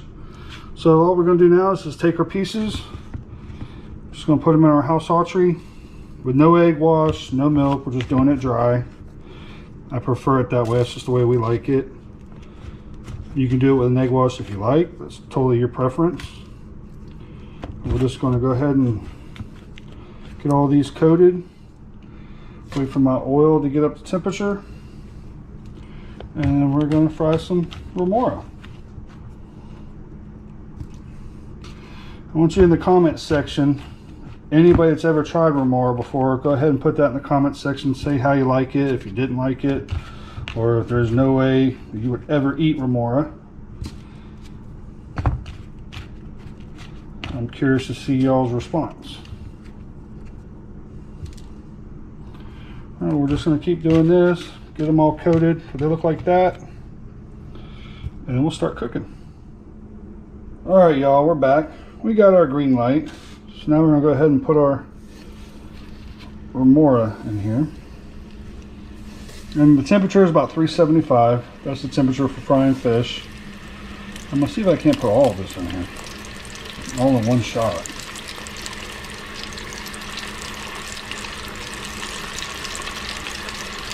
Really good. I think we can do it, y'all. I do believe we can. Yep.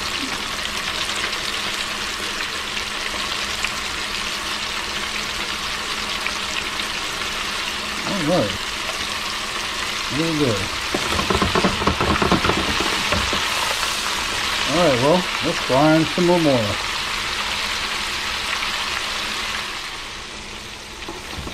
All right, y'all. They're just about done. Starting to float a little bit. It only takes a couple minutes, like 2 minutes, 2.5 minutes, and they're done. They're not real thick. There we go. Just a little bit more. Alright, that looks pretty good right there. Alright, we'll put that right there. And what we're going to do, guys, is we're going to use something a little bit different this time. We're going to use some Himalayan pink salt. It's supposed to be a little healthier for you than regular salt, so we're going to try it out. See what it tastes like. And we'll see. But there we go, guys. There is some remora. Looks like fried fish. Well, alright, guys, here we go. We're going to do some remora real quick. Alright. Alright, guys, here's some remora. It's still pretty hot.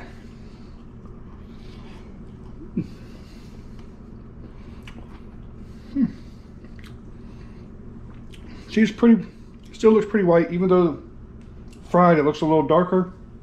The meat's still pretty white. Let me tell you something.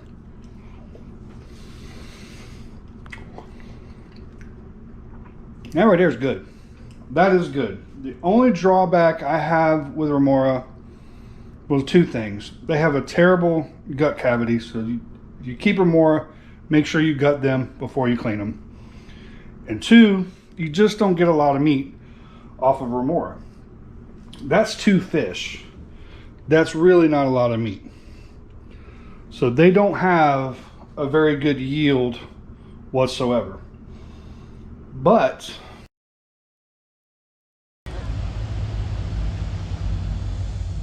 alright guys, we got our squirrel fish here, and I'm gonna give you guys a warning right now with this fish. If you ever catch one, do not handle them with bare hands. Wear gloves, use a towel, use pliers, use something, because everything on this fish will get you. Everything in here is razor sharp. All these fins are like needles, and they will poke the crap out of you. Even their scales are razor sharp. The scales itself will cut you. Everything on this fish is dangerous. It's not poisonous, but it will cut the crap out of you. The nickname we always used to call this fish when we were fishing the head boats and everything on charter boats, we always call this the razor fish, because it will cut you. So I don't catch them very often because I don't go out as far as where you'll find these guys. But on this recent trip I did with On the Hook Charters, we were out deep enough that we caught this one. So I'm going to show you guys how to clean it. Alright guys, what I do is I take my finger and I stick it right here in the eye a little bit, and my thumb underneath the little jaw here because it's nothing there. And then you're going to clean it just like you would any other fish. Come in and try your best not to poke yourself with those fins right there.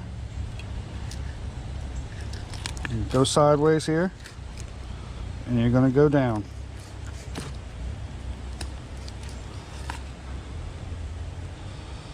Come in here once I made that incision and grab a hold.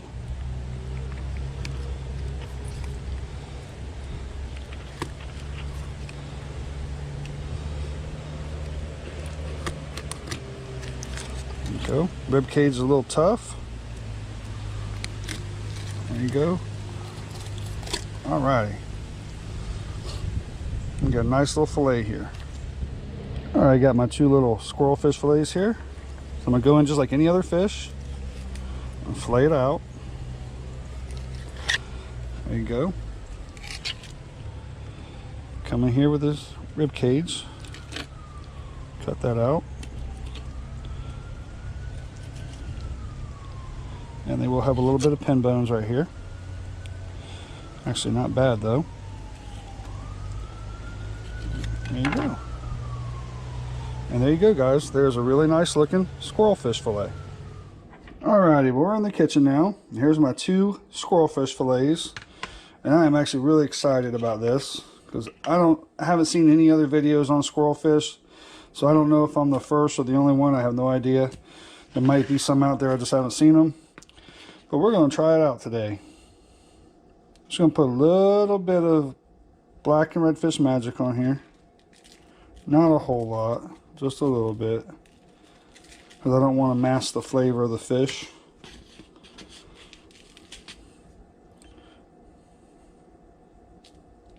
Try not to put a whole lot on there.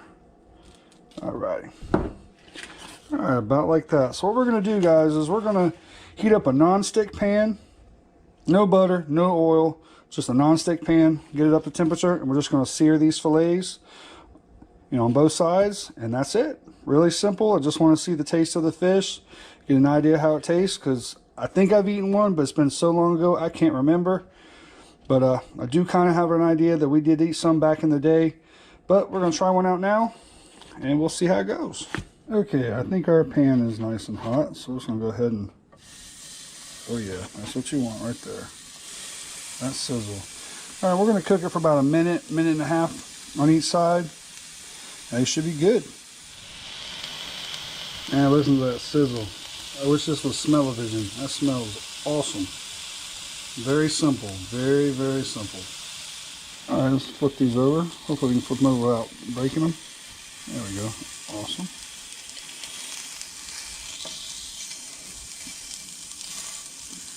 Man, that looks good. That looks really good. Okay, well I think they're done. They seem to be done. Alright, well there we go guys. That looks absolutely delicious. It smells pretty good too. Alright guys, I'll see you on the couch. Alright y'all, we're on the couch. Here's our fish. Kind of a tough textured fish. Actually very tough textured. Kind of wasn't expecting that. Thought it would be a little bit softer. There you go. Nice flaky fish actually. Very flaky. Alright, so here we go guys. Squirrel fish.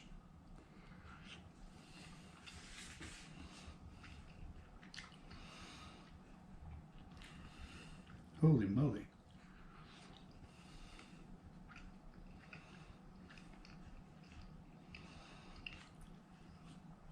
That's very interesting. That has almost a lobster type texture, but almost no flavor, to be honest with you. As far as fish, hardly no flavor at all. Just what I put on it, that little bit of a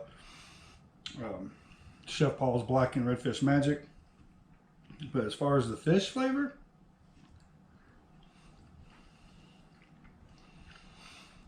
really no flavor at all. But it has got a really good texture, a really good shellfish, lobster type texture to it. That's very interesting. Very interesting.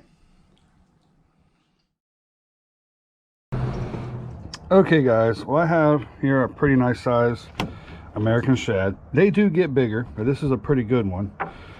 I've never cleaned an American shad, y'all. And I've heard they're really bony. So we're gonna try something.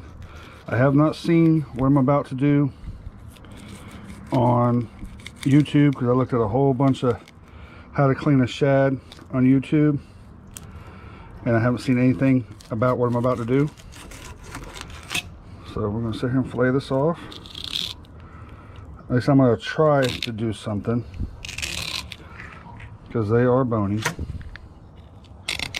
Very bony. Alright. So I got a little nice little fillet right there. Not a bad looking fillet. I do have some roe in here. Don't seem like this one's rowed up very good, so I'm not going to mess with this one's roe.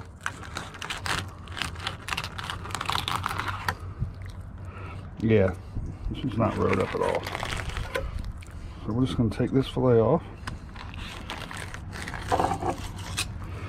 Alright, we got those two fillets. Alright, I got my two fillets here. Now I'm going to try something. Now when I've caught ladyfish before, and ladyfish is really bony, and I've seen people do this with a clown knife fish and some other fish that are really bony, they use a spoon. So we're going to try it. Nope, you cannot clean this fish with a spoon.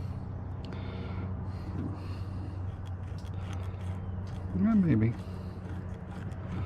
Alright, we're getting a little bit. This is not as mushy of a fish as ladyfish is, but you know what? It's actually working. It is working.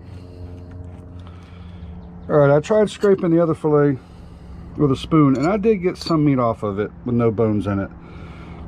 But while I was doing that, I think I might be able to take this back strap off right here. I might be able to.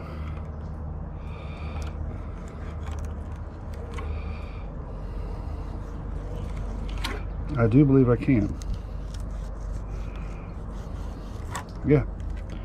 Alright, well you can take that back strap off right there with no bones in it. The bones stay right there. So that's what I'm going to do. I'm going to take the back strap off of the shad, and then I'm going to scrape the belly portion of the shad. That seemed to work pretty good. Yeah, exactly. All right, so that works pretty good, guys.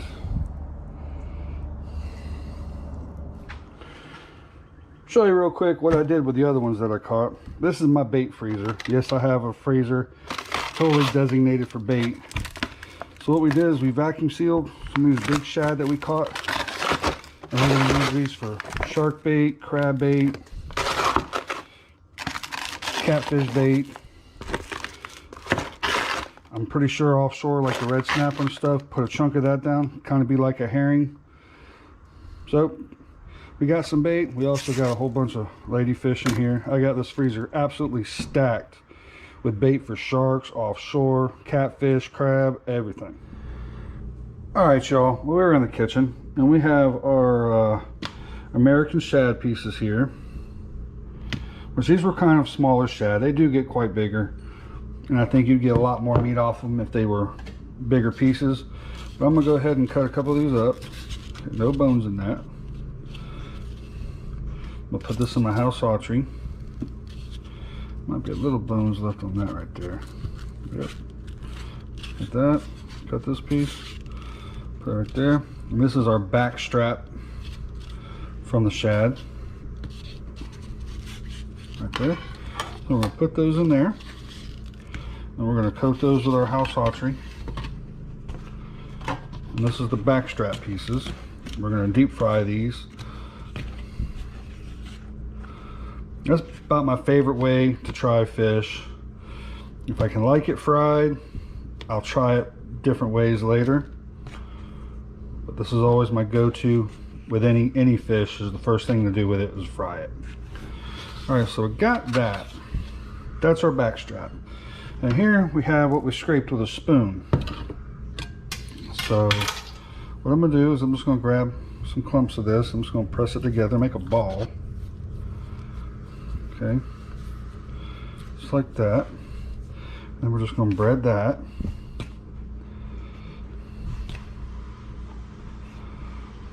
Like that. We're going to make some little balls out of it. And there we go. I got my pieces of back strap. And I got 4 little balls there. I didn't put no seasoning in it. I didn't put no egg or anything. I just mashed it together with my hands and then breaded it. And it looks pretty good. And I got the back strap. So as soon as the oil gets the temperature, we're gonna try it out. Well, all right, y'all, we got that green light on. So we're gonna go ahead and put our back straps in. I got brand new oil in here. Put these in. Let these cook for a little bit. Now, I have never cleaned these fish before. I've never eaten these fish. I've heard all kinds of stuff about them online. The people that do eat these, the people that do like them, really like them. I've either heard, no, you can't eat them, they're too bony, or you've heard they're excellent eating fish. So we're gonna find out today. This was a complete experiment in cooking them, cleaning them and cooking them. There's different ways you can do it to make the bones soft. I may do that later because I did order a steamer that I'm gonna have in a couple days. If we go back out and we get more, I'm gonna try some that way. It looked pretty good, but I figured I would try this. All right, these look about done. I'll put these over here. Nice and golden brown. Hit them with a little bit of salt. As you guys know, I like doing that. All right, and then we'll put our little crab, or not crab, our little herring patties in here. Let's see how these turn out.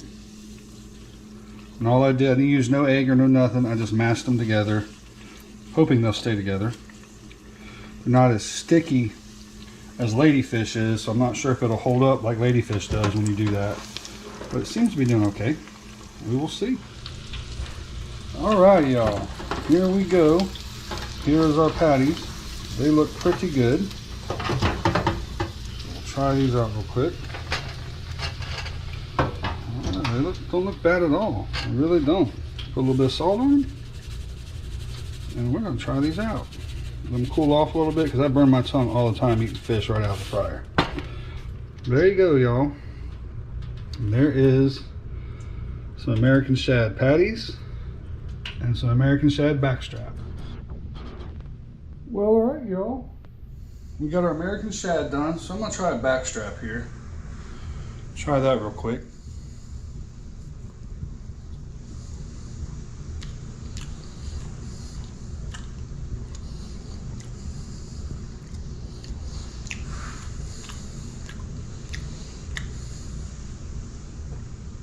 You know what? Nope. Can't say I like that too much. Nope. Can't say that I do. It's very mushy. No bones in it, though. There was no bones in it. That was quite mushy. Let's try it this way. A little firmer. I don't know why.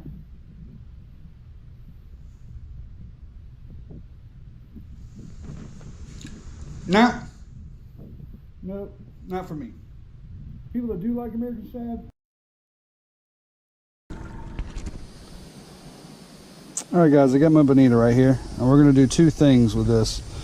We're going to take the back portion off and this portion off here. And that's what we're going to use to eat.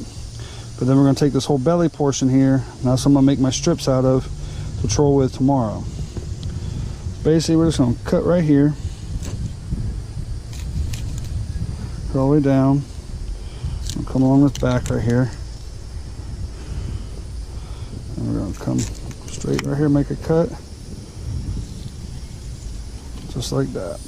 Alright guys, well this is what you end up with a tuna, or a bonita rather, that size. Get a couple little baits out of it. Get a nice looking meat.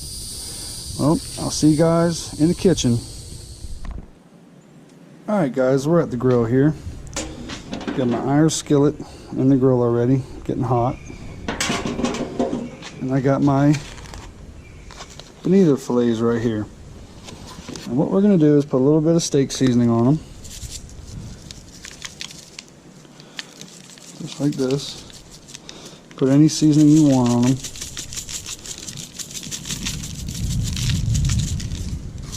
And some sesame seeds. Just like that. Put them on there real good, because they will fall off, some of them.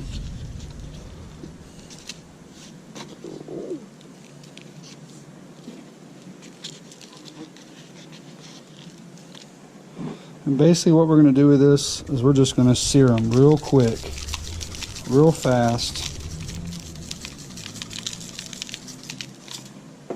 And basically make seared tuna out of some bonita. This fish is really good. Tastes no different than a blackfin tuna. I promise you that, and I guarantee it. But the only thing with bonita is you do not want to freeze it. This is something you want to do fresh. So this is not something you're going to go catch a whole bunch of bonita and bring them home. This is just one or two bonita. Bleed them as soon as you catch them. Slit their throat so they bleed out real good. And bring them home and do this. And this is awesome. So let's let this pan get hot and we'll sear some tuna. Alright guys, my grill is about 400 degrees. Pan's looking pretty hot. So we're just going to put a couple of these in here. Yep, just like that.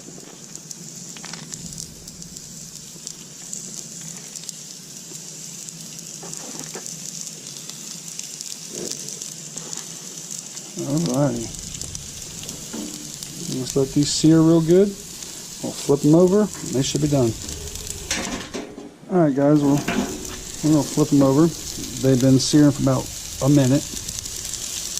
Just going to go ahead and flip them over. Oh yeah. You don't want them to cook all the way through, that's why you're searing them.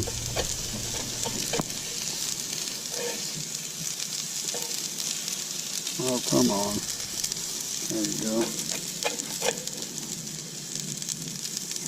Just like that.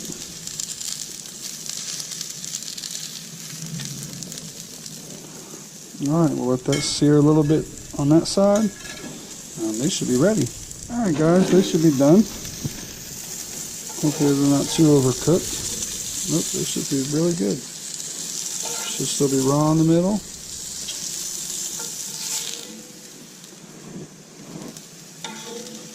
Alrighty. Man. Turn these off.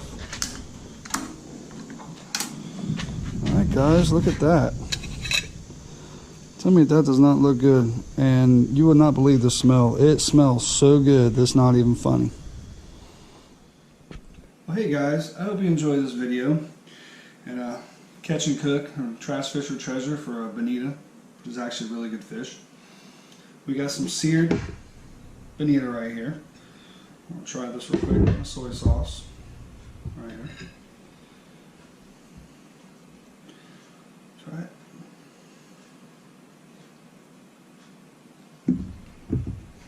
Man, wow. Guys, I'm telling you, it don't taste no different than a blackfin tuna. It is not as good as yellowfin, nowhere near close as good as bluefin. I'll give it that.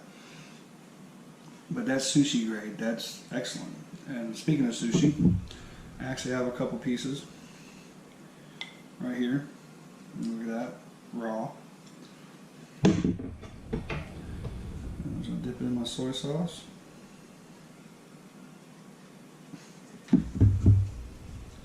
Man, I'm telling y'all, if you do this fish right and you eat it fresh and you bleed it, this is nowhere near a trash fish. Not at all. Alright guys, I got my big horse-eye jack here, that bill caught. So basically we're going to clean it just like we do a Jack Crevalle. We're going to take the back strap off.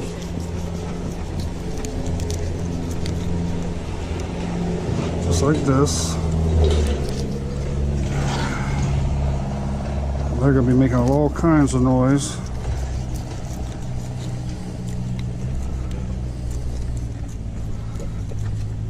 And don't try cutting through these hard scales right here because it just will ruin your knife. These things are super hard. Now once we got that cut, we'll come back and we'll start going along the backbone.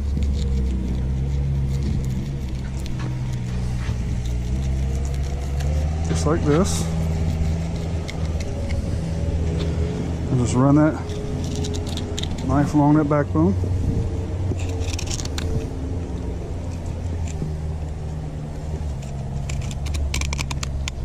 Just like that.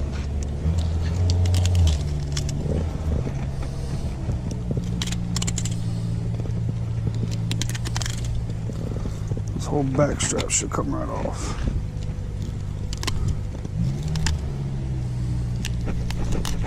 Just like that.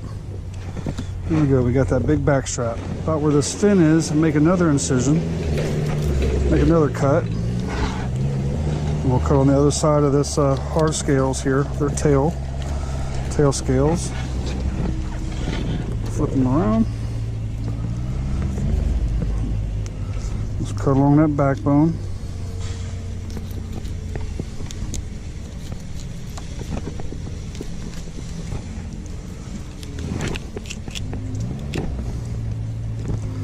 Like that.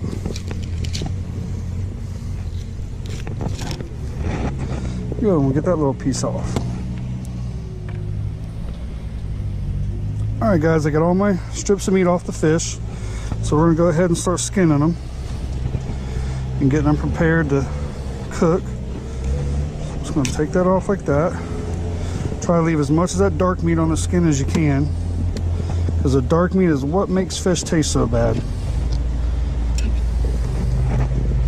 Some fish, it don't bother them at all. Like a triple tail, it don't bother it. Triggerfish. With fish like this, you want to get all that blood meat off as you can. So that's a nice piece of clean meat right there. Back straps here. Same thing. Try to stay off that skin as much as you can.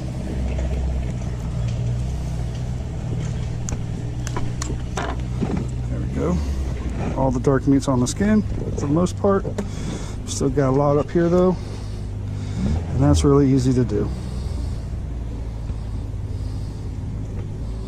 Just run that knife along like that, and you'll get most of it off.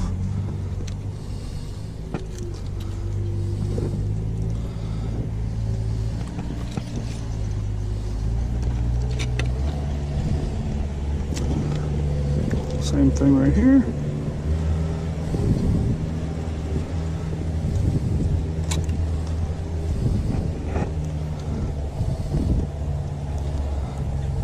There you go. You got some really nice looking meat here. Alright guys, we're in the kitchen. And I got my horseside jack steaks right here. And they look really good. The meat looks really good. And we're going to do this really simple. We're just going to do some simple seasoning. And we're going to pan fry them in some olive oil. And we're going to use just a generic steak seasoning. This is Stone Mill. You get at Winn-Dixie. And we're just going to go ahead and season them pretty good.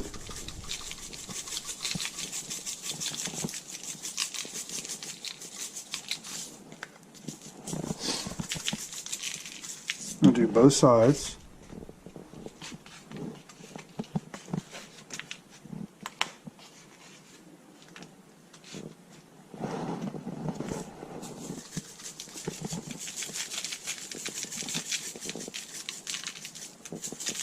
Alright guys, I got my fish steaks all seasoned on both sides. And we're going to go ahead and put them right here in this hot pan. Just like that. Hopefully I can put them all in here.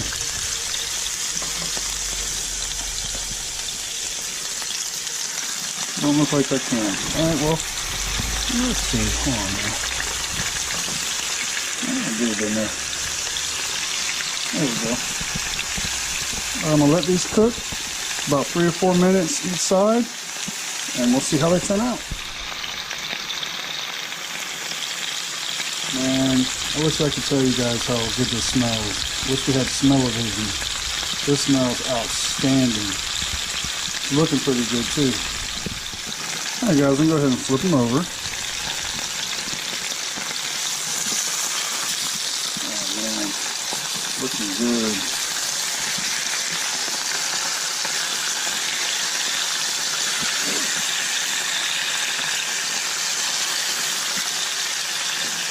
And look at that, y'all. Man, that looks outstanding. We're going to try to get them really good and browned on both sides.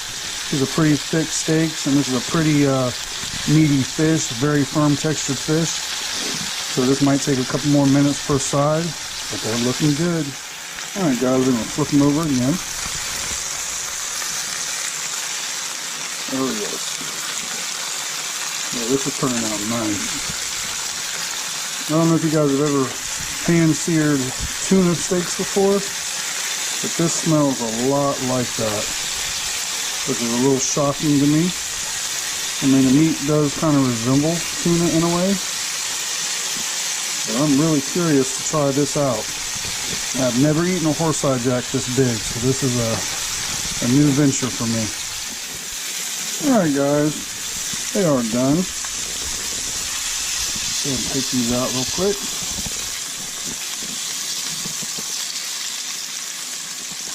Look at that one. Man, look at that, guys. Man, that looks awesome. Smells fantastic.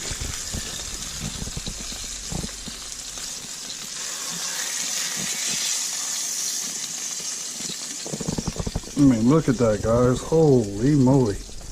Alright, I can't wait to try this. Alright, guys. Well, I got my horseside jack all done, and I got to tell you guys, not only does this look really good, it smells fantastic.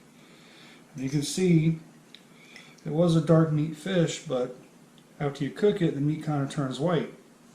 Real similar to tuna. Everything about this so far is very similar to tuna.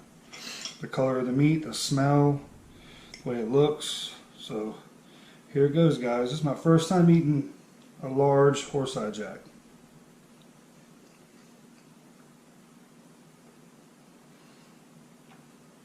Holy cow. Wow.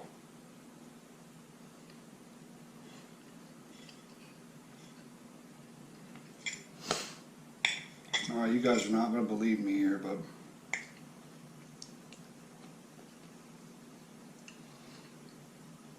this don't even taste like I'm eating fish. I mean, this does not taste like fish. The texture of it, everything. Oh man. I mean, look how it flakes, guys. Look at that. I mean, the way it flakes off like that. Holy cow.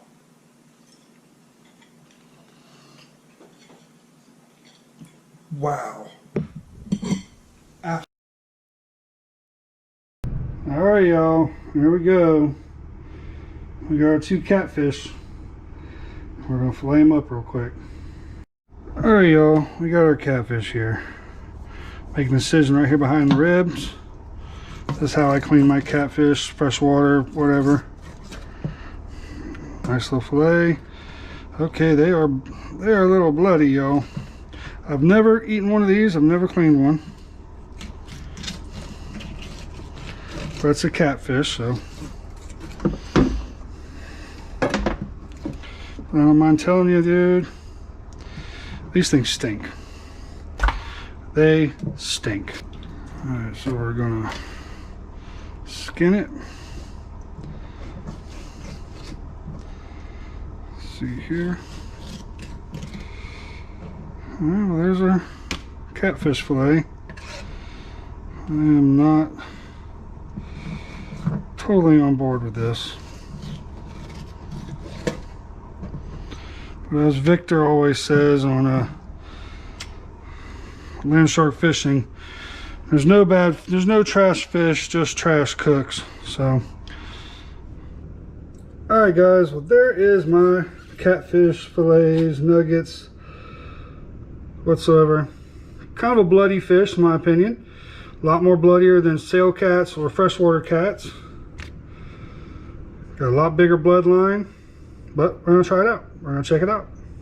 All right, to be completely honest right here, the meat does not smell nowhere near as bad as the fish smells. The meat actually doesn't smell bad at all. It smells pretty fresh, it smells pretty clean. So that's a positive because the fish itself stinks. But we're gonna be breading it today, not in my usual house saltery because I can't find the seafood breader anymore in my local grocery stores. So I picked this up the other day. This is the stale cracker seafood breading mix. This is a Cajun style. It is freaking fantastic. I got a whole bowl of it right here. I cooked some gator in it the other day, cooked some fish in it. It's awesome. This stuff right here, if you haven't tried it yet, go try it. This is really good. All right, we're gonna bread these up real quick. Get them nice and coated real good. Yes, I left the bloodline on there because that's usually how I eat my catfish, freshwater or sail cat. So I'm just going to do it the same way I would do any catfish. And this one don't really have much bloodline on it, so I'll be able to taste that one and see if there's any difference. But we're going to see, y'all. I absolutely despise this fish, but we'll see if it's worth eating or not. I mean, because heck, if it ever comes to a point in time where it becomes a survival situation, this might be all we could ever catch. You never know. All right, my oil's up to temp, about 375 degrees. Let's put this catfish in here. And this catfish is, I caught these less than an hour ago. So from the time I caught them, the time I got back home, cleaned them, and put these in the fryer, it's been about 45 minutes. So they ain't gonna get no fresher than that. Alright, they look about done. Put them on a paper towel right here. Alright, let's grab some salt. I'm gonna hit this with a Himalayan pink salt.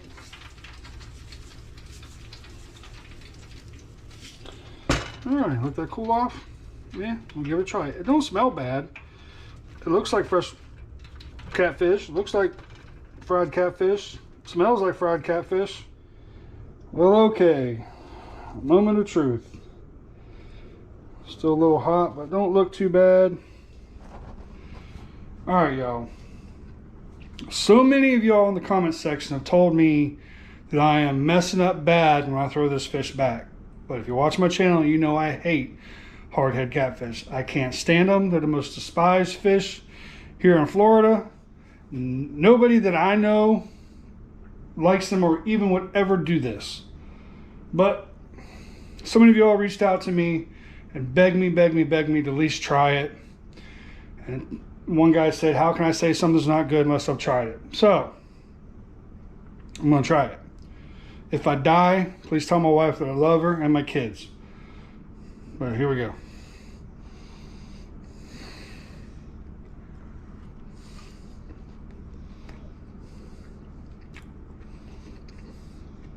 Okay.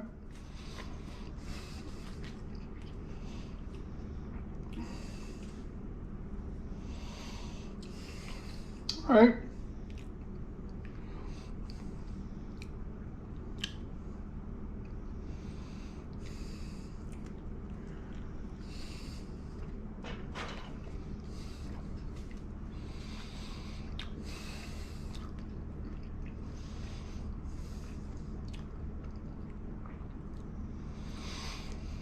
Okay, first initial bite, it's not bad.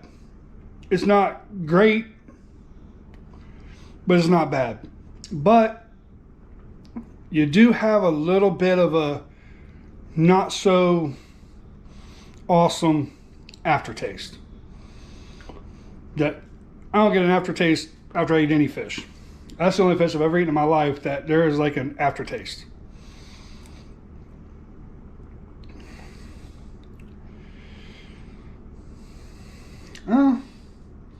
That was a piece with a little bit of bloodline on it. This piece right here has no bloodline on it.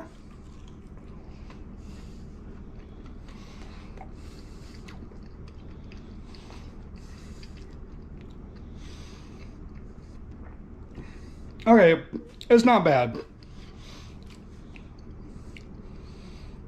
That piece didn't have the aftertaste. And that was from the smaller catfish. The bigger catfish with a bloodline had a little bit of an aftertaste. Would I eat this fish again? Absolutely not. I would not. All right, y'all, we're back in. We got 3 nice blue runners here. And everybody tells me the blue runner, every time in the comment section, they see me throw back blue runners, they say I'm messing up, that these are sushi grade quality fish. So we're gonna try it out today. I'm gonna go ahead and I'm gonna clean a couple of these up and we're gonna try it, see what they're like. Okay, I did bleed these fish beforehand, right after I caught them, to get most of the blood out of them. And I do apologize for the noise in the background because of the AC and a plane overhead. It don't look too bad, I'll tell you. It's dark meat, but hey, sushi tuna's dark meat, so we'll see. All right, let's see what we got here. Let's skin one of these. The meat's kind of firm, like sushi, like I keep saying sushi, like tuna.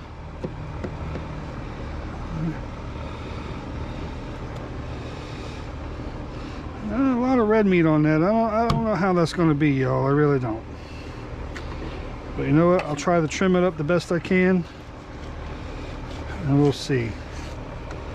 But my first initial reaction is I don't see how that's going to be anything but fishy. We'll clean it up and we'll see what we can do with it. And I'll just try one more. See if I can't ride the skin a little better.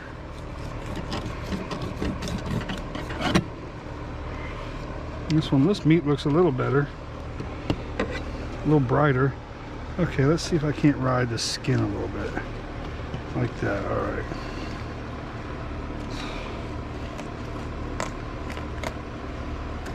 All right. I've still got a big bloodline.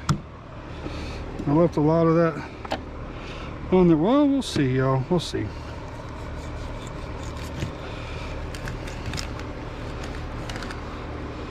I'll tell you, as of right now, I'm not seeing it. And I bled every one of these. I'm just not seeing it.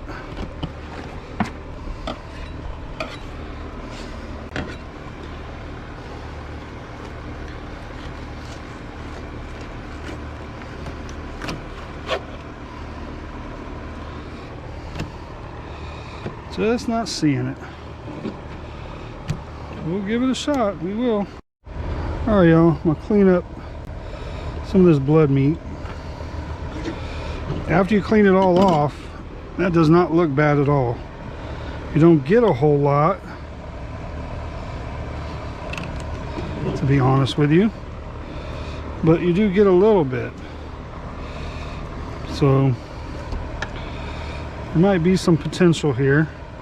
But there's a lot of wasted meat if you ask me. We'll see. Seems like a lot of wasted meat. But we'll get them all cleaned up. We'll go in and we'll try it. Alright, well, I trimmed them up pretty good. And the meat does clean up pretty nice. It does look pretty good. So I'm a little bit more optimistic than I was. So I'm gonna slice this up real quick and then we'll give it a try. All right, we're just gonna take a sharp knife and we're just gonna do some sashimi style here. Just make some nice slices, and we're gonna be eating this raw because what I've been told that this is some sushi grade, sashimi grade meat.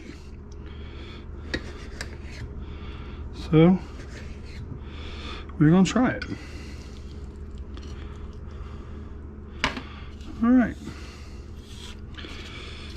If that's good, I will do the rest and see if my family likes it.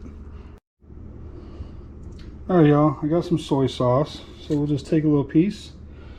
I looked for some chopsticks. I couldn't find any, so just give it a little whirl in that soy sauce, and here goes nothing. Yep, that is actually pretty good.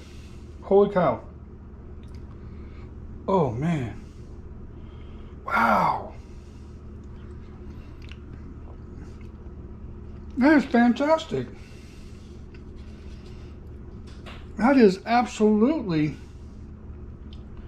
fantastic, man. Oh yeah, that is really good. For all y'all in the comment section that told me that these things were that good, that they were sushi grade, you weren't lying. That's fantastic. That is awesome. And this is just very simplistic, just some sliced fish and some soy sauce, and that's it. I mean, if you had some thicker pieces, I bet you could sear them just like you would ahi tuna. I bet you that'd be really good. I would love to try this in a poke bowl. I just don't have the stuff to make poke bowls right now, or I would do that, to be honest with you, because I think that would be fantastic in a poke bowl. That's stupid good. That is, wow. No, I'm like, I have eaten this cooked before. I've cooked it, I've fried it, I've grilled it before. It was okay, but I wasn't really impressed with it, to be honest with you. But like this is fantastic. I could eat all this by myself. I might, actually. That is good, y'all. Y'all need to try that. I mean, seriously, I mean, the meat looks really good. It's clean. The only downside I'd say about it is to get this really good clean meat, you got to waste a lot of the fish. You got to cut a lot of that bloodline out. And I did bleed the fish. I did my best to try to make the meat quality perfect so there wouldn't be that much bloodline, but there still was a big bloodline. But the meat you do get out of it is grade A. That is top of the line. I'd put this up against yellowtail tuna. Just about anything I've ever had as far as sashimi. That's as good as anything or better than most of the stuff I've gotten in the restaurants.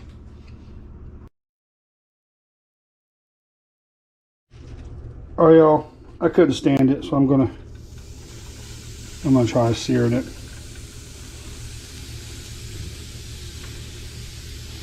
See what I can do. See how that turns out. I just put some blackened seasoning on it. I'm just gonna sear it on both sides real quick. I'm not gonna cook it all the way through and see what it tastes like, because that other was just phenomenal. All right, that came out pretty good. And it didn't even take 45 seconds. Just seared it on both sides. I'm gonna cut it and see what it looks like. All right,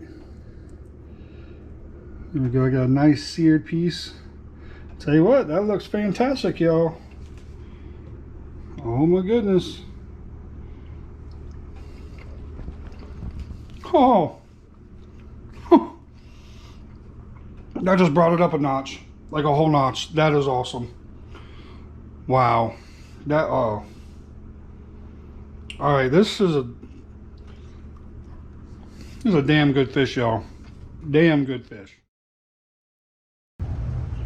All right, y'all. Well, we got 4 decent pigfish right here. And look at the colors right here. That is just pretty. Wish they stayed that color throughout the whole time. They'd be beautiful fish. But we're gonna clean these real quick and we're gonna see how they measure up, if they're good or not. I got my pigfish right here. Just a simple fish, kind of like cleaning a small mango snapper or a lane snapper. Just put my knife in there behind the gill plate, turn it sideways, and rip off the fillet. Not a bad looking meat. It's not super white like some fish, but it sure isn't dark as some other fish, like bluefish or jacks or something like that. Alright, let's get this big one right here. I have eaten pigfish before, but to be honest with you, I can't remember what they taste like. It's been so long since I've eaten them. And I've just been throwing them back on my charters lately. And once in a while we'll keep them if the client says, yeah, I want them, keep them. But when I go out, I haven't been keeping them, so I figured it was time to revisit and see if they're actually worth targeting and worth keeping. I mean, you get pretty good yield on them. The yield ain't bad at all, to be honest with you. I might even cook them up with some lanes and maybe a porgy and do a little taste test. I'm not sure about that yet though, but we might do that.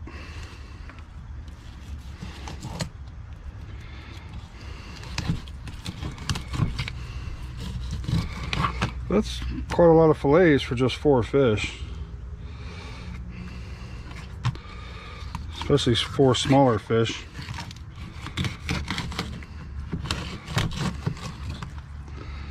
There we go. That boys real quick.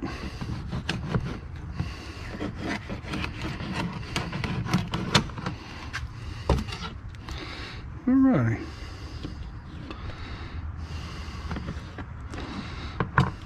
It's actually not a bad looking fillet, y'all. It really isn't. Kind of looks like a little mango fillet or a little lane snapper fillet.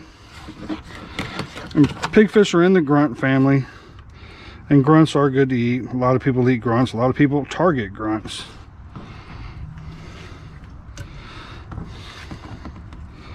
So I'm anxious to fry these up and see what we got.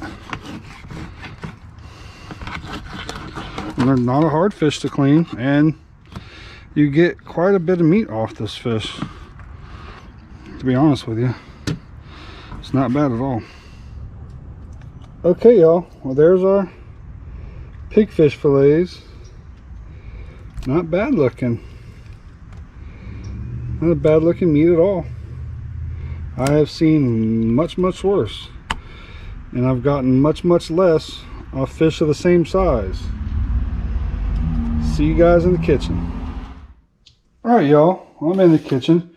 We got our pigfish fillets here, and we also got some lane snapper fillets. And if I put them right next to each other, they don't really look that different. They really don't.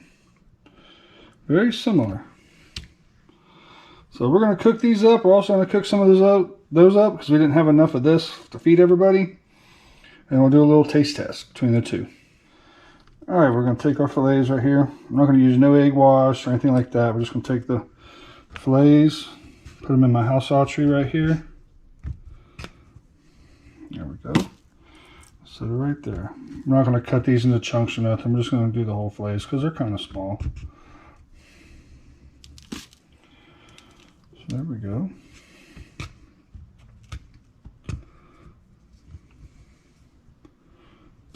I'll tell you what though, they don't look bad, guys. They really don't. They don't look bad at all. And put up next to the lane snapper fillets, they don't look much different. So we will definitely see.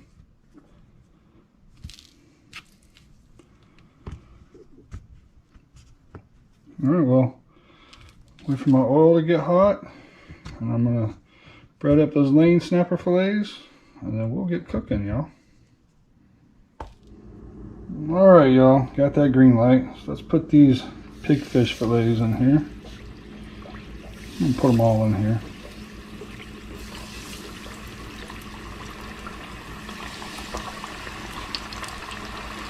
Oh yeah.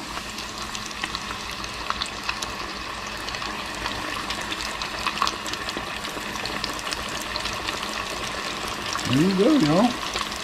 Frying up some pigfish. Alrighty, these are done. They look good. They really do. Let's put them out here. Let's hit them with some Himalayan pink salt, because this stuff is awesome. Alright, we got our pigfish here. Yep, we'll lay those over here, then we'll lay the lane snapper on the other side. Smells good, no funky smell whatsoever. Alright, and then my lane snapper is done. Alright, put that right here. Go and get them mixed up. Cook them with some salt. Alrighty. Alright, we got our pigfish right here, we got our lane snapper right here. So let's go ahead and we'll put a pigfish on the plate, and then we'll put a lane snapper on the plate. I'll get my green light back up to temperature. I'll be cooking up some french fries to go with our dinner. Alright. Got the pigfish right here. Alright, here's the pigfish. Alright, here we go.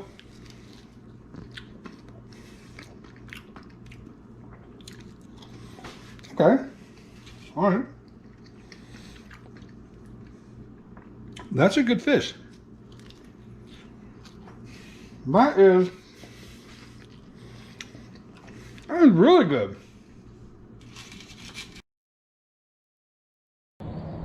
Alright guys, I got my big ugly gar here, and what you're going to need to clean this bad boy is some tin snips, sawzall blade, and a nice fillet knife. Alright, so first thing we're going to do is we're going to go ahead and make an incision right back here, top of the head. And it is not easy to do. I'm going to tell you that right now. Just got to make a little incision.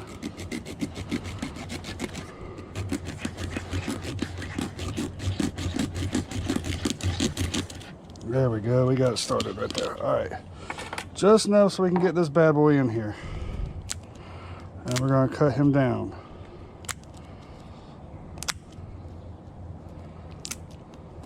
Like that.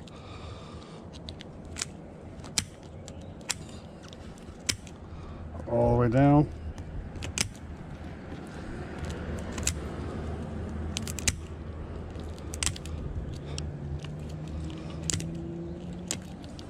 You see, this stuff is hard. All right, but now that we got that done, we're gonna go ahead and we're gonna come all the way down its back, just like that. Once you get it going, it goes pretty easy. Once you get it going good.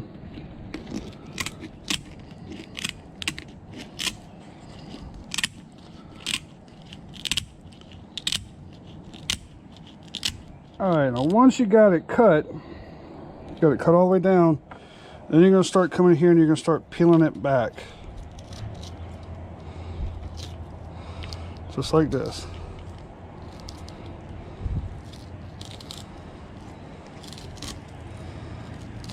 Just like that. You're just going to keep working it and working it until you get all the skin off.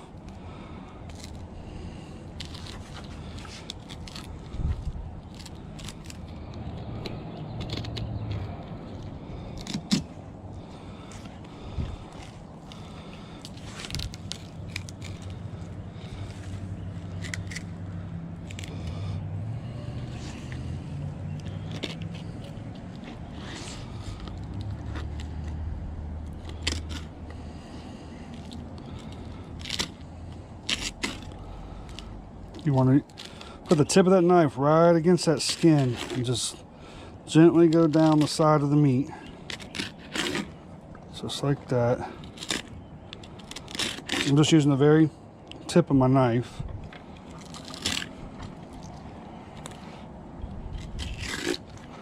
There we go. Alright. Now we got that open.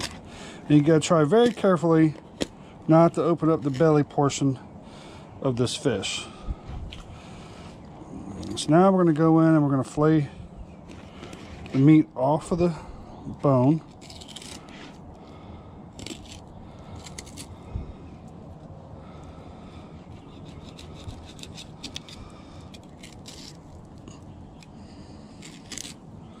Just like that. This is all rib cage basically right here, so you want to get off of that best you can.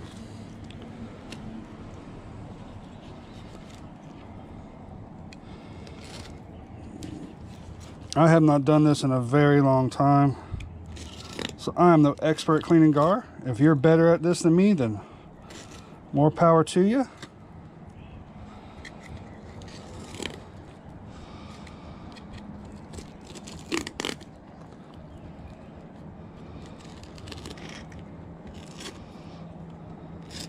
I'm not going to do a how to clean a gar video because I'm not very good at it.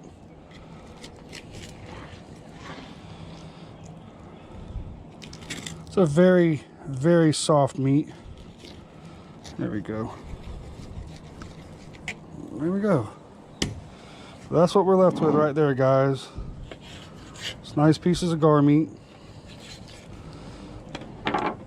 It's a nice white meat. It really is. It's a little soft, but it's a nice white meat.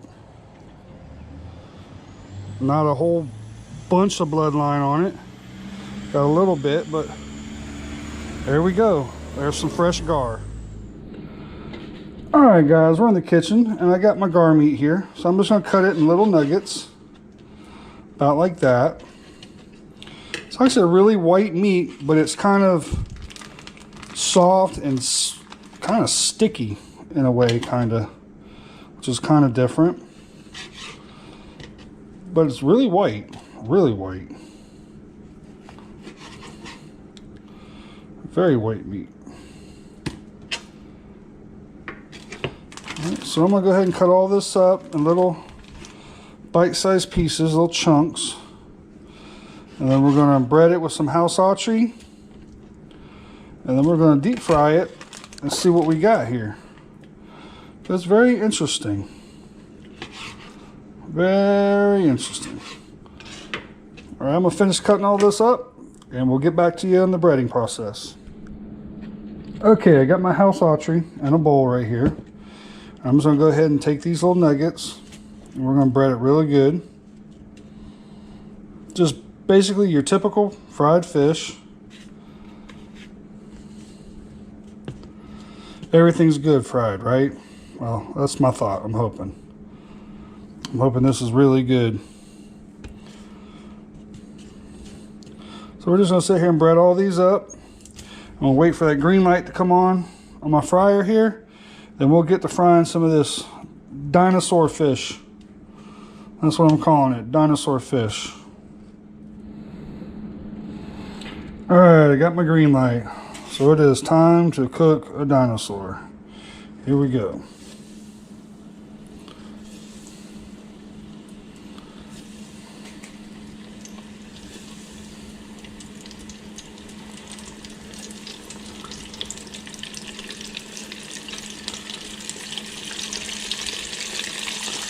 All right, that's good enough for the first batch. All right, looking pretty good.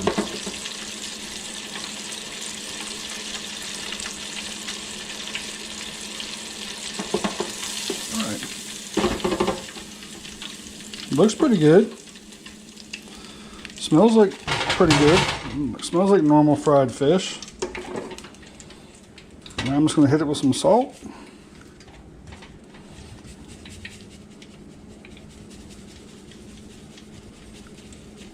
Alright. And we'll put the second batch in. Alright, second batch is done. Alright. Gotta have the salt. Alright. I'm gonna get me a plate, grab a couple of these, and we're gonna go sit down and try it out. Well, okay, guys. I got my gar here. Here's the piece I broke apart. Alright, y'all. Here goes nothing.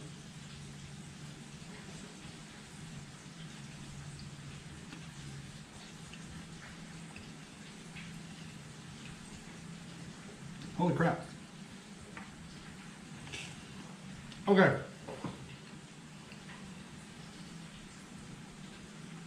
That does not taste like freshwater fish.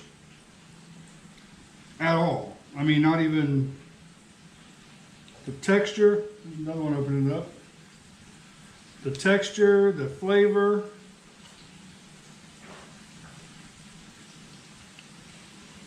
Alright, I'm shocked. I'm shocked. Guys, I gotta be completely honest with you here. I was expecting to say no, this is a no good fish. I ain't eating it. That's what I was expecting. I was expecting this to be a lot like the Pleco. I cleaned it a lot like the Pleco. The meat looked better than the Pleco. But man, that is really good.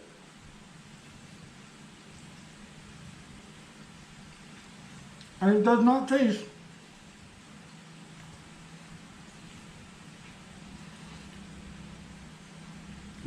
like a freshwater fish at all.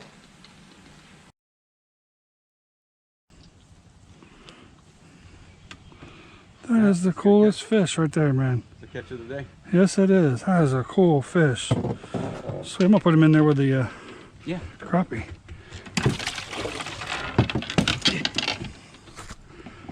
Nice. Alright guys, well here is my pickerel, chain pickerel, related to the northern pike. Look at the teeth these things got, man. I mean, these things got some gnarly teeth for being a freshwater fish. I mean, wow. Kind of like a freshwater barracuda. I have never caught one of these, and I have never cleaned one, and I've never eaten one. So we're going to try it today. I have heard that they are bony, but I have also heard that they are pretty tasty. So I'm just going to do it just a simple way. Just run my knife along the backbone. I can tell right now they are a little bony.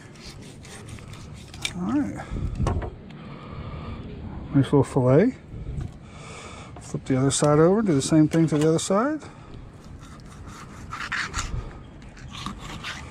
I'm pretty interested in trying this fish out.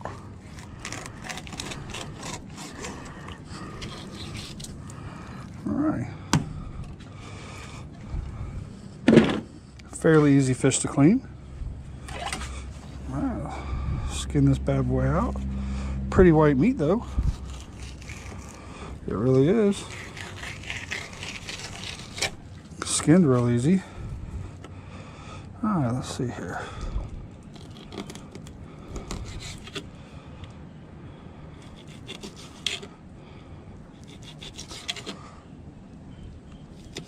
Alright. Okay. There is some pin bones in there. Right through there. Alright, let's see if I can't get those out by doing that.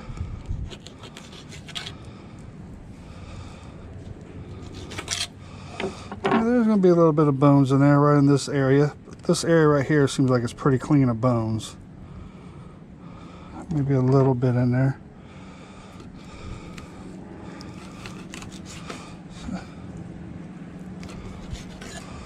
Alright, well, we'll try it out. Alright, well, here's my two chain pickerel fillets. It's a really pretty white meat, y'all. But I do feel some bones up in here, so that's going to be... have to pick some bones out while I'm eating it. Same thing with this piece. There is some bones in them, but I've never tried it. I've heard it's really good, but bony. First one I've ever caught, first one I've ever cleaned. We're going to give it a shot. That was pretty cool, huh? And it's got some really nice meat, really nice looking meat, really nice fillets. They are a little bony, and according to FWC, there is no regulations on this fish. And the edibility is quite good, but they are a little bony. And I also found out a little bit of information on its appearance, its habitat, and its behavior. Nice little read if you guys want to check that out real quick. And then also I found some more information, which basically this fish, the state record is just under 7 pounds. It's like 6.96, and according to FWC, if you do a big fish, which they have that program, it's got to be at least 22 inches or 3 pounds to even be considered a big fish. So this is not really a large fish. It's a quite small fish, and it's actually a pretty cool little fish. I thought it was awesome when I caught it. And one of the articles that I found in Saltwater Sportsman, they equated it to a freshwater barracuda, which I can see the resemblance. They have some really big teeth, and apparently they're very voracious predators. They pretty much will eat anything swimming. So that, you know, bluegill, small fish, anything like that they can get in their mouth, they're going to go after. All right, well, I hope you guys enjoyed that little information on that fish and that clip of me catching it.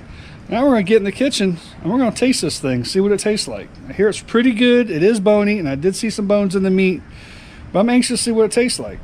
Let's go check it out. All right, guys, well, we are in the kitchen. I got my pickerel fillets right here.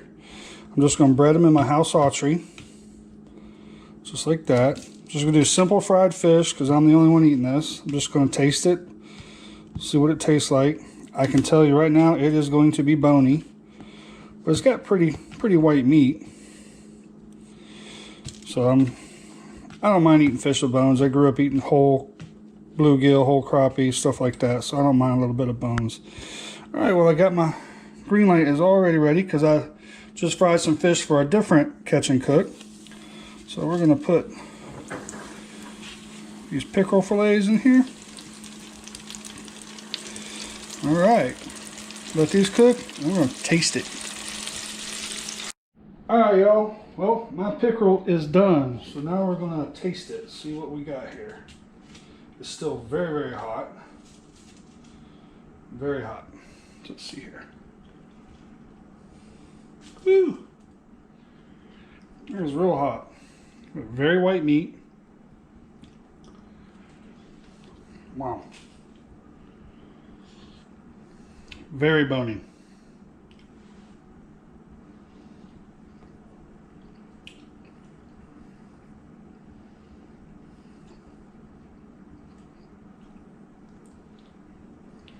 Look at the bones in that fish. You got those Y bones. Very, very bony fish, but try it back in here.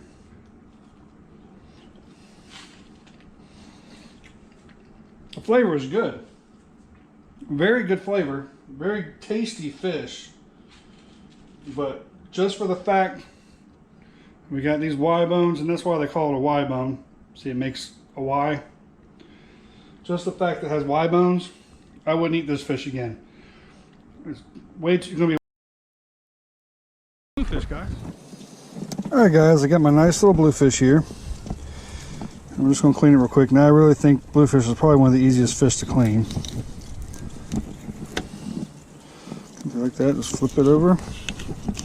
Keep some pressure. Just ride that knife right along those backbones. Come right off.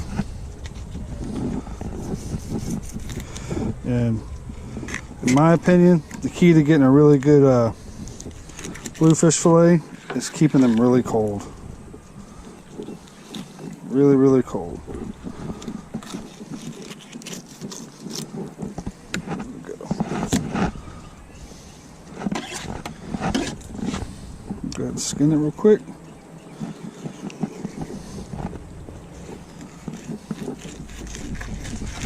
There we go.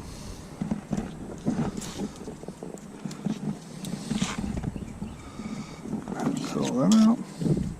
Any pin bones. There we go.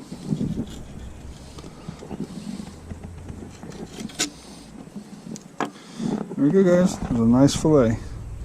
Got a little bit of dark meat on it, but when they're fresh like this, it doesn't really hurt it. And I'm going to show you a trick, which I personally think is the best way to cook bluefish. If you're not going to smoke them, use them in fish dip. This is the only other way that I will eat a bluefish. I mean, I have done it teriyaki style, and that's pretty good. I do like it, but what I'm going to do with this, I'm going to bake it in the oven with some Italian salad dressing. It is outstanding. But it's only really good, in my opinion, when they're really fresh.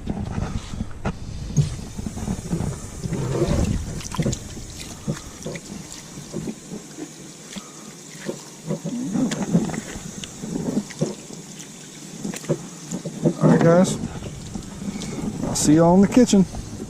Alright guys, I got my bluefish here. My two little bluefish fillets. And this is going to be really simple. All we're going to do is going to add some Zesty Italian. This is just a generic brand that we get at Aldi's. We'll pour a little bit in there. About like that. And we're just going to add some Parmesan cheese. Whichever Parmesan cheese you like. And if you have a tomato, you can slice the tomato and put it in there. Also, you can slice some onions and put it in there. But all we're going to do is now we're going to cover it with some aluminum foil, tin foil, whichever you like to call it. And we're going to put it in the oven at 375 degrees for about 25 minutes. And that's it. Alright guys, I got my bluefish out of the oven. Whew. Make sure it's done. Got my fish tester right here. Oh, it's done. Nice and done. Alright, let's get this plated up and give it a try. Alright guys, let's get this out real quick. Get that out.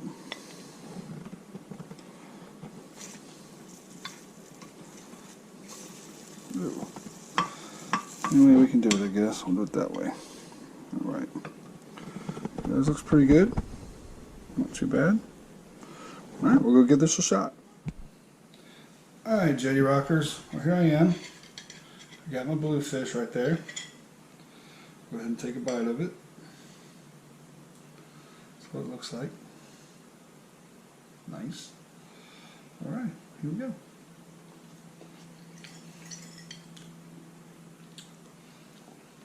Man.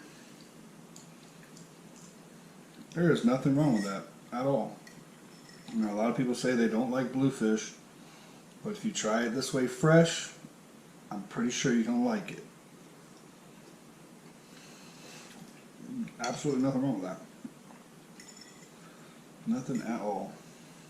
Take one more bite. Look at that, guys.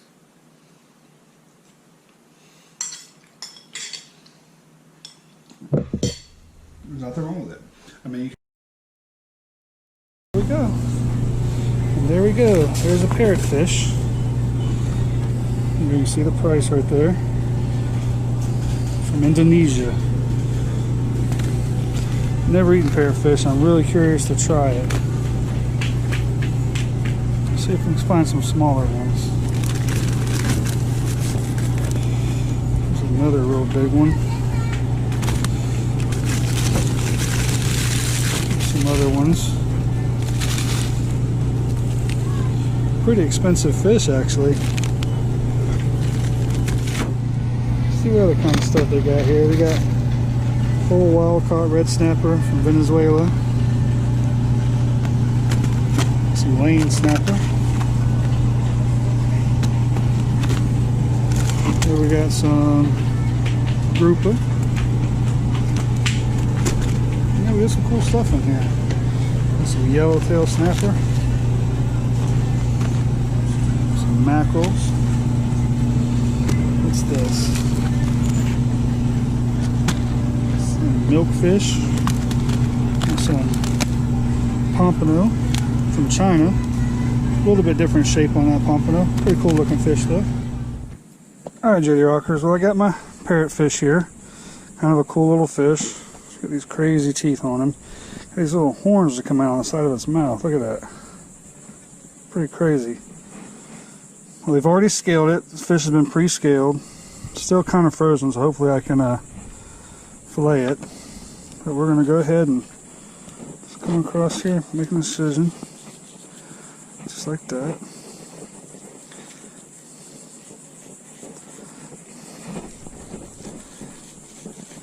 This fish comes from Indonesia, said on the package. So we'll just see here.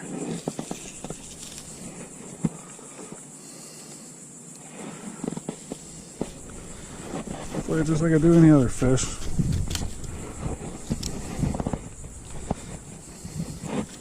Still kind of frozen.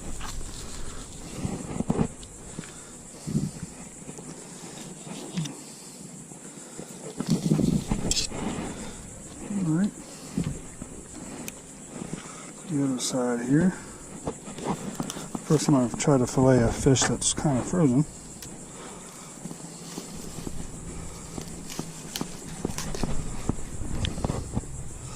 I don't know how fresh this fish is, to be honest with you. Kind of weirds me out just a little bit.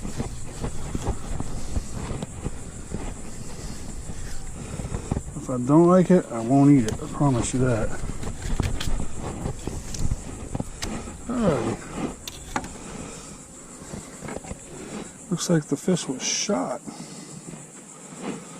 Alright, let's see if we can't get it skinned off. Never tried skinning a fish without the scales on before. Alright, decent looking meat. Decent looking. No bones. Let me cut that out.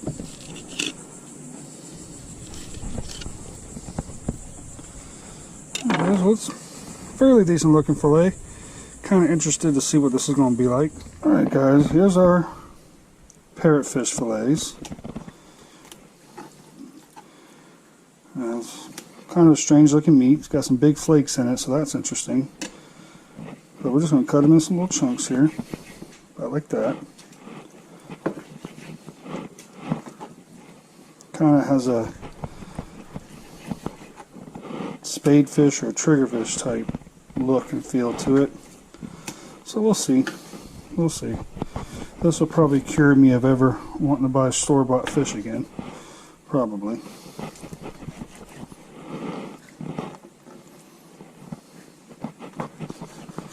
Alright guys, well there we go. There's our parrotfish. Get these breaded up real quick. Alright guys, I got my all my cut up parrotfish, so we're going to bread it real quick. This is the house archery stuff that I always use. Just have it in a little bowl. We're going to nice and coated about like that.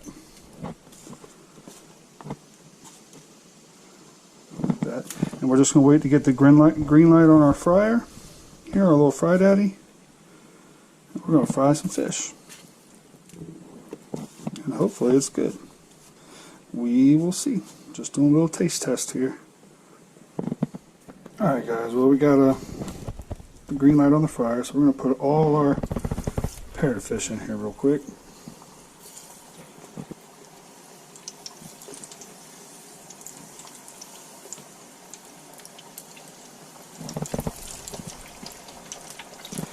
And any of you guys out there that have eaten parrotfish before, send me a comment. Tell me what the best way to cook parrotfish is. If I should even ever buy it again from a store. So I don't think you can keep them here in Florida legally. That's what I've read and what I understand. But if I'm wrong on that, put that in the comment section. Let me know if you know the regulations on parrotfish. Let me know them.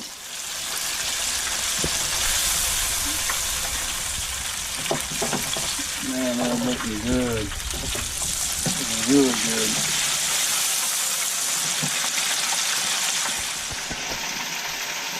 Alright guys, we're all done. Now the awesome.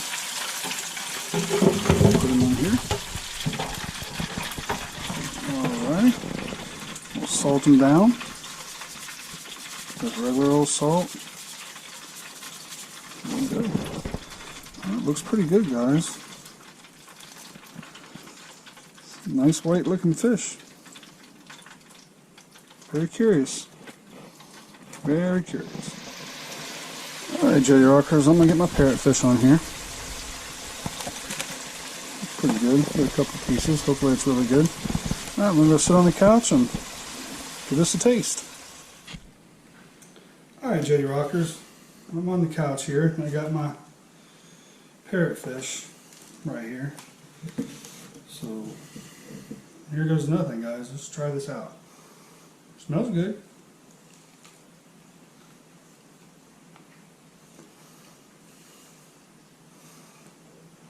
Wow. That's really good. Holy cow.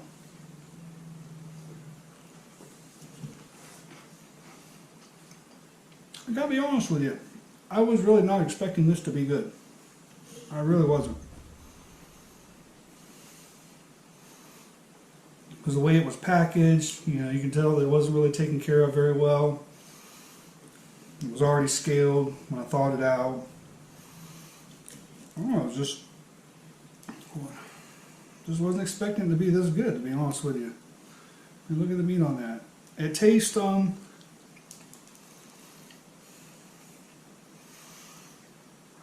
I had to pick a fish right off the bat what it tastes like, I'm going to say triggerfish. It has that triggerfish taste to it. It's got a really... Alright y'all, well I hope you guys enjoyed that video. It's just a lot of cool stuff on there. Just, you know, some of the fish in these videos, these trash fish, are actually really good. Like ladyfish is actually really good as long as you do it that way. You know, it's not something you're going to freeze. Jackavels are pretty good. I mean, blue runners are fantastic. Fantastic. Rays are pretty good. I mean, there's a lot of cool. Remora, it's not bad, just not a lot of meat on it. So I hope you guys learned a little bit about some of these not so desirable fish, or what people call trash fish. But you know what? Some of them aren't bad at all. Some of them are actually pretty good. Some of them are actually better than what we consider quality fish. Hope you guys enjoyed the video. Thank you so much, and we'll see you guys on the next one.